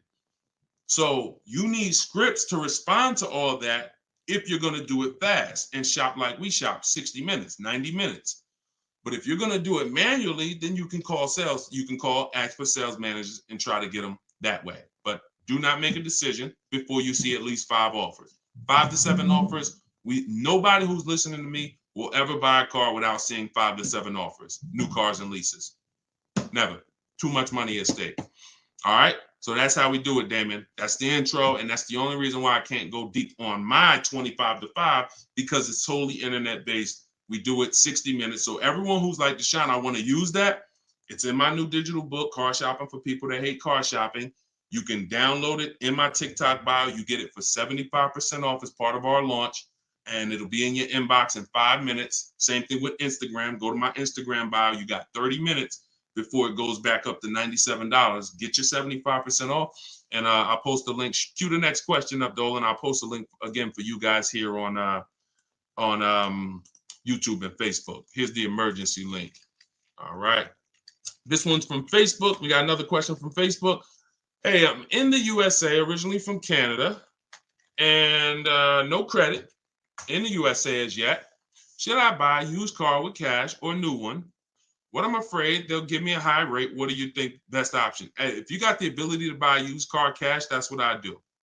I'd get a great car, spend as little as possible on it, Facebook Marketplace, because I'm not looking, if I can, to go into a high interest loan when I can get me a car and then I can build my credit. I want you to follow Haley, somebody named Shonda Martin. Her brand is called Road to 750 Plus. She's very similar to me in that she does these Q&As all the time. She's live. She's a genius. She's clearly studied for many, many years to understand. And even me using her thing, her strategies, I've added at least 80 points to my credit just from things I didn't even know. Like, and the real person who's an expert is going to show you where the blind spots are, things you didn't know. And that's what Shonda is. Some of you may follow her. She's amazing. Yeah, Cavante said, yeah, she's amazing. She is. So follow her. But yeah, I would be looking to get something inexpensive, point A to point B, little as possible. Make sure you find wherever you live, ask around who's the best mechanic in town. Ask like who does everybody know in town that, you know, fixes cars, just a good guy, good woman. And you find them and you say, look, I'm about to go pick up a car. I'm gonna buy it privately. Well, can I pay you, you know, $100 to inspect it for me? Get yourself an inexpensive car, and that'll give you the ability to be on the road. At the same time, you have the ability to have the time to invest in your credit. So when you're ready to make a power move where credit's concerned with a car, be it leasing, financing, you're good. All right. But if you go buy a car overpriced interest rate, it could really set you back. It can really set you back. It's happened to too many people. Great question. Cue the next one up, Dolan. Great questions today. YouTube, should I buy a car cash or do I get a loan? It's a great question here. A lot of great questions. This is a matter of, look, nothing that I teach is really one size fits all. That's been the problem. 8-year rule, absolutely. If you're not keeping 8 years, that is one size fits all. That's why it's called a rule. You should be leasing if you're not keeping your cars 8 years. If you're buying, you should be keeping them more than 8 years. But when it comes to the cash or loan, here's what I've experienced. And the people who pay cash or don't pay cash, this is kind of what weighs it for them. What are they doing with, what are you doing with your money? Is your money making you money? If your money is making you money, I would have people come in the dealership, clearly had the ability to pay cash, because I would ask them, you know, so how are you paying for the car? And they say, you know, I'm thinking about, you know, writing a check for it, but I'm, you know, what are the rates? And if we had a special interest rate from the bank, like 0% or 0.99%, 1.99, 2.99 even, they'd usually take the bank's money so that their money could keep making money for them. So if that's you, and the rates are low, that's why whenever we shop for a car, you always want to check, are there any special interest rates? That's the first thing. I teach something called the bank bidding war. It's not just dealers that bid for our business. It's banks and credit unions too. So in the bank bidding war, there's 3 rounds. The first round, though, is checking if there's any special interest rates, because if there is 0.99 or 1.99, no one's beating that. Therefore, the rest of the rounds are non-applicable. So if you can use the money cheap, that's when you use the money and you let your money keep working. Now, another person, a different person, Deshone, I'm not really investing my money. You know what? I just kind of like to keep things to a minimum. I got my cash over here. Okay, then. I would still, if the money was cheap, consider it, because we could be coming into days where cash on hand becomes a little bit more important. But it's really about the cost of the money. If rates are high, 6, 7, 8%, 9%, 10%, then you want to put as much down on these cars as possible. If you're buying them, you want to put, you want to pay them off if you can, because the money is expensive. So it really depends on the cost of money. People, when the cost of money is cheap, they benefit from that, and I would think that those principles will work for anybody, and that's, you pick and choose which one of those situations fits you. But if you check the special interest rates, that usually puts it to bed. You see 0.99, it ain't no reason. Why would the bank's basically giving you free money to use. You can keep your cash on hand and still get the car. So I know some people don't believe in that. They don't believe in interest, but here's the thing. There's something called opportunity cost. Interest is not the only loss. When you're talking financially, opportunity cost is important. When you put 30 grand in a car and it gets you, we already talked about this. Cue up the next question, Dolan. Depreciation curve. When we start talking about financially making decisions, a lot of people see, if I put 30 grand cash into this car, what is my cash worth in 6 years? $30,000 car, what is it worth in 6, 7 years, y'all? 12, 10. So what's the return on that cash? It's not even positive. It's not even neutral. It's negative. So these are all the things that is like, okay, you go over that, what I just said over the last 6, 7 minutes, and you choose what makes sense for you. But I'm never going to give you one size fits all formulas. That's what has failed you. Always do this. That's what has failed you. Go ahead. All right, this one's from TikTok. What's the best way to purchase a car once lease is over? Why would you want to? All you're doing. All right. Let's talk about buying our lease out. And I'm going to keep this quick because some of you know that I'm adamantly against this unless you're keeping the car 8 years. Because sometimes we look at our leases, right? And we say, oh, it's, should I buy my lease out? Here's the question. Should you lease again or should you buy a used car? When you are buying your lease out, all you are doing is buying a used car. That's it. When you look at it that way, it's going to become more clear to you. It's your car. You don't have to go search for it. You do need to make sure it's a great price relative to the market, but that's all you're doing, buying a used car. So the question becomes, should I buy a used car or should I lease? And when you realize that the 8-year rule, breaking it, is going to continue to lose you money and put you in negative equity, you won't buy your leases because you don't plan to keep them again for another 8 years. I'm going to tell you how I found this out to be horrible. Guy walks in the dealership. I'm looking at the car that he has. He says, okay, I'm looking to trade this in and get me something new. So, okay, how many years old is that? About 5 years. Okay, cool. How long you had it? I had it since it was new. Okay. All right, you know how much you owe on it? Nah, I don't know. Now, that's not a good sign, because if a person tells you they've had a car for 5 years, and they've had it since it was new, wouldn't you think it was almost paid off or paid off, right? If that makes sense, type of dollar sign. If a person said, you saw me, like, yeah, I had that car 5 years. I bought it. I've had it since it was new. Shouldn't it be almost paid off or either paid off, right? So when he said, I don't really know what I owe, I was like, okay, no problem. We'll call the bank. We'll find out. All right. So I have the used car manager look at his because everyone who's in this position, I'm going to tell them about leasing. So I'm looking forward to that, because once I tell them about leasing and I show them the numbers and like, hey, you keep trading these cars, look how much you're going to save. And some people will come in and their car was paid off. And I'm like, good thing is whatever that car is worth, you're going to get all that back. You're not putting it into your deal and using most of it as a down payment. So I've literally changed people from financing or buying to a lease, giving them a check back for their whole car that they was coming to use as a trade, and they get a check for $12,000, and then they leave with a lease with no money down or little down, and they're like, yo, this is great. So I'm thinking I'm about to lay this out for him. And so used car manager goes, looks at his car, may say like, okay, I think the car's probably worth about 18. Okay, perfect. So let me call the bank, find out what he owes. Hey, how are you? I'm calling for Mr. Johnson here. Yeah, he's interested in replacing his car. We need his payoff. Okay, the payoff is 18,000. Wait a minute.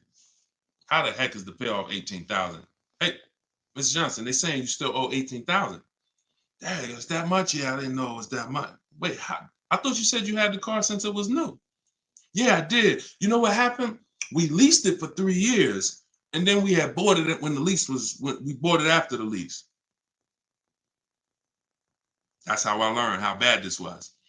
So I'm like, okay, because when you buy your car off lease, most people, you're going to need a 6-year loan to have a similar payment. So if your payment was $400 and you buy the lease, you're typically going to need a 6-year loan to have around the same payment, right? So picture this, 3 years to lease it, then you get a 6-year loan. 6 plus 9 is what? 6 plus 3 is 9. Anybody on here signing up for a 9-year loan on a car? Anybody? We got a lot of people on here. Anybody on here signing up for a 9-year loan? No? Okay. Room's quiet. So we've never signed up for a 9-year loan. Look, she said, heck no. Right. We never signed up for a 9-year loan, 9 years of payments on the same car. Yet when we buy our leases, this is what's happening. So you look and say, all right, you bought your lease, you put 6-year loan, so you leased it for 3, then you paid it for another 2, that's 5. Now you're tired of it. Yo, man, I've been in this car, let me go trade it. Problem is, you still have 4 years left of payments. That's why buying the lease is horrible. One situation where it makes sense, if you're keeping it 8 years. That's it. If you're going to keep it another 8 years from the day you buy it, then potentially go ahead. Because all it is again, buying a used car. If you said to Sean, should I buy a used car or lease? How many years you keeping it? I'm keeping 8, 9. Buy the used car. Don't lease. So preaching the truth. Thank you, Kevin. I'm glad, man. And hopefully these stories will stick in your head. So when you encounter these situations, you know, when someone says to you, hell, man, I'm thinking about buying a lease, you'll never forget the story. So this has nothing to do with getting the best deals. This has everything to do with having the best deal structure. So I'm glad that clicked. Go ahead, shoot the next one up, Dolan. Oh, I see we already been on for. All right. We'll do a couple more. I'm trying to get through them as quick as possible. Y'all, if y'all like Deshone, I love to know everything you teach of how you shop for cars. Everything I teach is in a step-by-step way. In my digital book, Car Shopping for People That Hate Car Shopping, 7 Steps to Saving Time, Money, and Avoiding Dealerships. Everything we do is a bid. We're buying cars and leasing cars in 90 minutes, 60 minutes. When you get good, you'll be able to do this in like 45, 60 minutes. You never spend more than 30 minutes in a car dealership. You're at home. You're the prize. You're getting bids. You're no longer negotiating one-to-one where you're in a losing position. When you're getting bids, you're in the winner's position. So you can get your book for 75% off as part of our launch. So we want to do 75% off. It's normally $97. In my TikTok bio, you can grab yours. It'll be in your inbox. And some people say, before I get to this next question, Deshone, is it in print? There's a lot of reasons when you use it, you'll see there's no way this book could have been printed. One, things change. Vroom was one of the companies that we used to use for bidding. Vroom's out of business. if we had 100,000 books out there in your houses that you all paid for, now it's like, okay, what do we do, y'all? That's obsolete. Now that's when you hear people say, hey, you need volume 2. I know just 6 months ago that I asked you and told you that I was going to solve your problem with volume 1, but that's no good anymore. Volume 2, get it today. We're not doing that.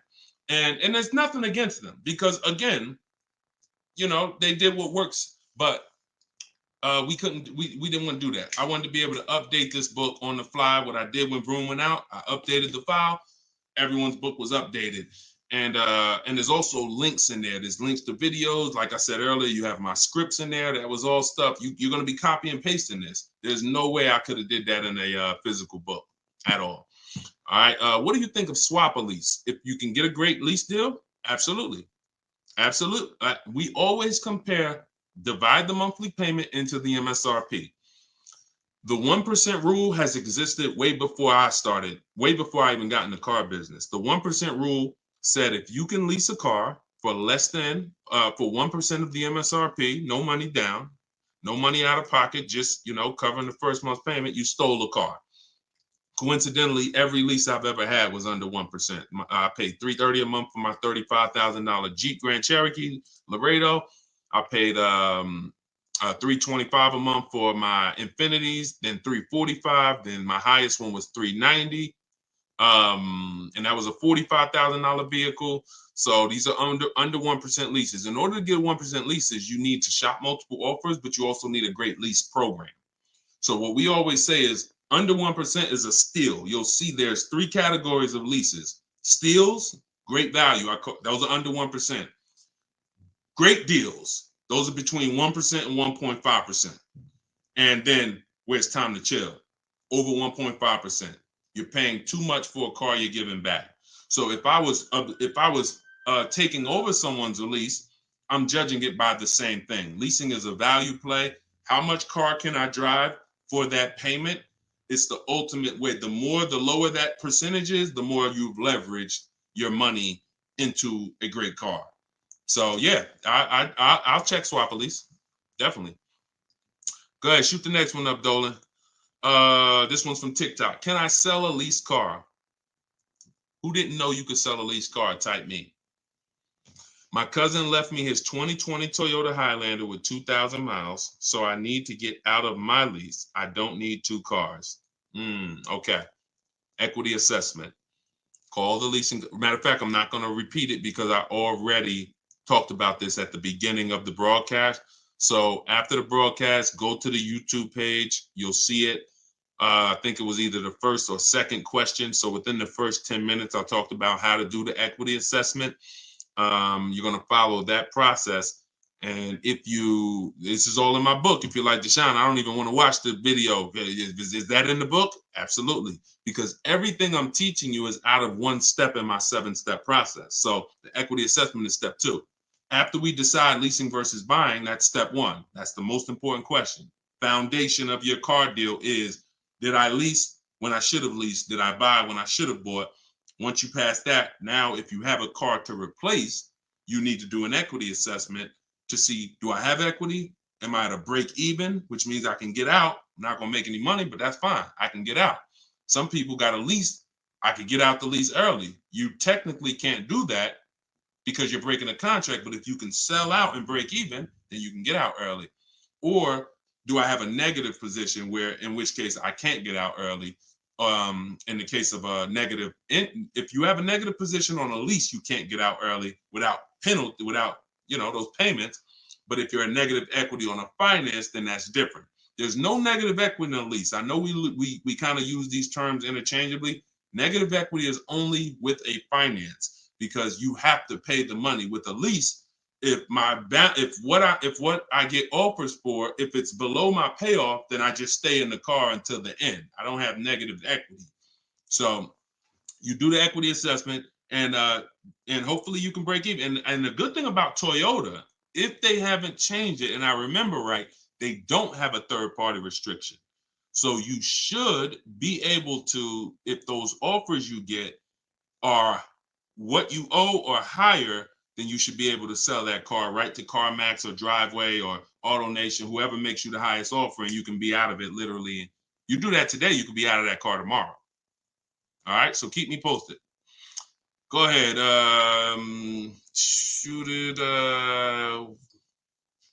See, we're over an hour. And I know Dolan, we always try to keep the shows an hour, but it's like the questions start rolling in and it gets good. Go ahead. Shoot another one up, Dolan. We'll wrap in a second. Facebook. When you go online to build and decide on needs and wants, you look at the cash price, not the lease price. We don't look at any price online. Pay no attention. Nothing online is a deal, y'all. No commercial. I don't care what you see. Deals are like this. Hey, look, this is their offer. Look, this is what we gotta. Can we do it? What? Can you get them up any? Like, will they come up any at all? Nah, man. They said that they made this, and it's like, shoot. All right, let's see if you get another. Can you get another $10? If you get another $10 a month out of them, just take it. If not, then do the deal. That's a deal. You don't repeat it. You don't. I used to have to tell certain people, when you got a real deal, hey, when you come back, I'd love for you to send me friends, family, but don't tell them what you're paying, because I probably can't duplicate that, honestly. That's a deal. The whole opposite is what they advertise to you. Deals are not advertised. Deals are when the dealer makes little to no money. Little to no money. That's a below market deal. If they're putting something on a commercial, that means the dealer doesn't mind if 80 people come in and get that offer this month. You have the money down? Yeah, I want to pay the $460 a month. Okay. You have the money down? Yeah, it was $3,400, right? Okay. What about the taxes and fees? Because that's small print. All right, how much is that? That'll put you probably about another $3,200. And then I could be at that payment from the commercial? Yeah, definitely. Okay, let's do it. That's not a deal. That's not nothing special. We didn't mind making that. Come on, if that's what you want. So if you want deals, you got to understand. Don't look at commercials. Don't look on the internet. Oh, this deal is advertising this. Deals are not advertised. Let that set. All this marketing that has worked on, come at the end of the month. Imagine being in a business where your customers were trained to come at the end of the month. Imagine if you had a pizza shop, a car wash, and that happened. You knew that the industry was so good at marketing that you knew the last 3 days of the month, your car wash is going to have lines around the corner. That's marketing. So dealers make deals when they're like desperate. I want to see. Nobody's here. So don't pay attention. Don't pay attention to that. Just follow the process. Oh, I see you got the book. Just follow the process. If it's not written in there, Ty, don't add to it. Don't add to it. If Deshone didn't say, go to this website and look and then write that down, don't do it. The whole purpose of why I wrote that book in that way is to take the guesswork out of it. If you find yourself like, okay, what should I do here? All right, I'm going to do this. You're probably off my path, because my path is very rigid. It's like a McDonald's system. You hear that beep, the nuggets are ready. Oh, don't change it. And then you'll get the results. We call that trust in the process. Great question. All right, y'all. We just hit an hour and 10 minutes. Y'all, I would love to do this all day. We are going to continue to do these broadcasts. Once the questions start coming in, I don't want to discount any questions. So I wish some questions I could just answer in 30 seconds. It's not possible without me just cutting it short and then you not getting the value out of it. So we try to get through as many as possible. For everyone who wants everything I teach in one place, you can get everything in my social media videos. But I think what you understand now from being on the broadcast is there's lots of different situations. So when you're moving through my social media video, you're saying, oh, he's talking about leasing here. He's talking about buying a used car here. He's talking about banks here. He's talking about high mileage here. All right, that means I got to try to piece this together myself. Same thing with the broadcast here. If you're like Deshone, I want everything in one spot, step by step. It's all in there. Leasing's in there. The high mileage paths are in there. The new car purchase paths are in there. Used car purchase paths are in there.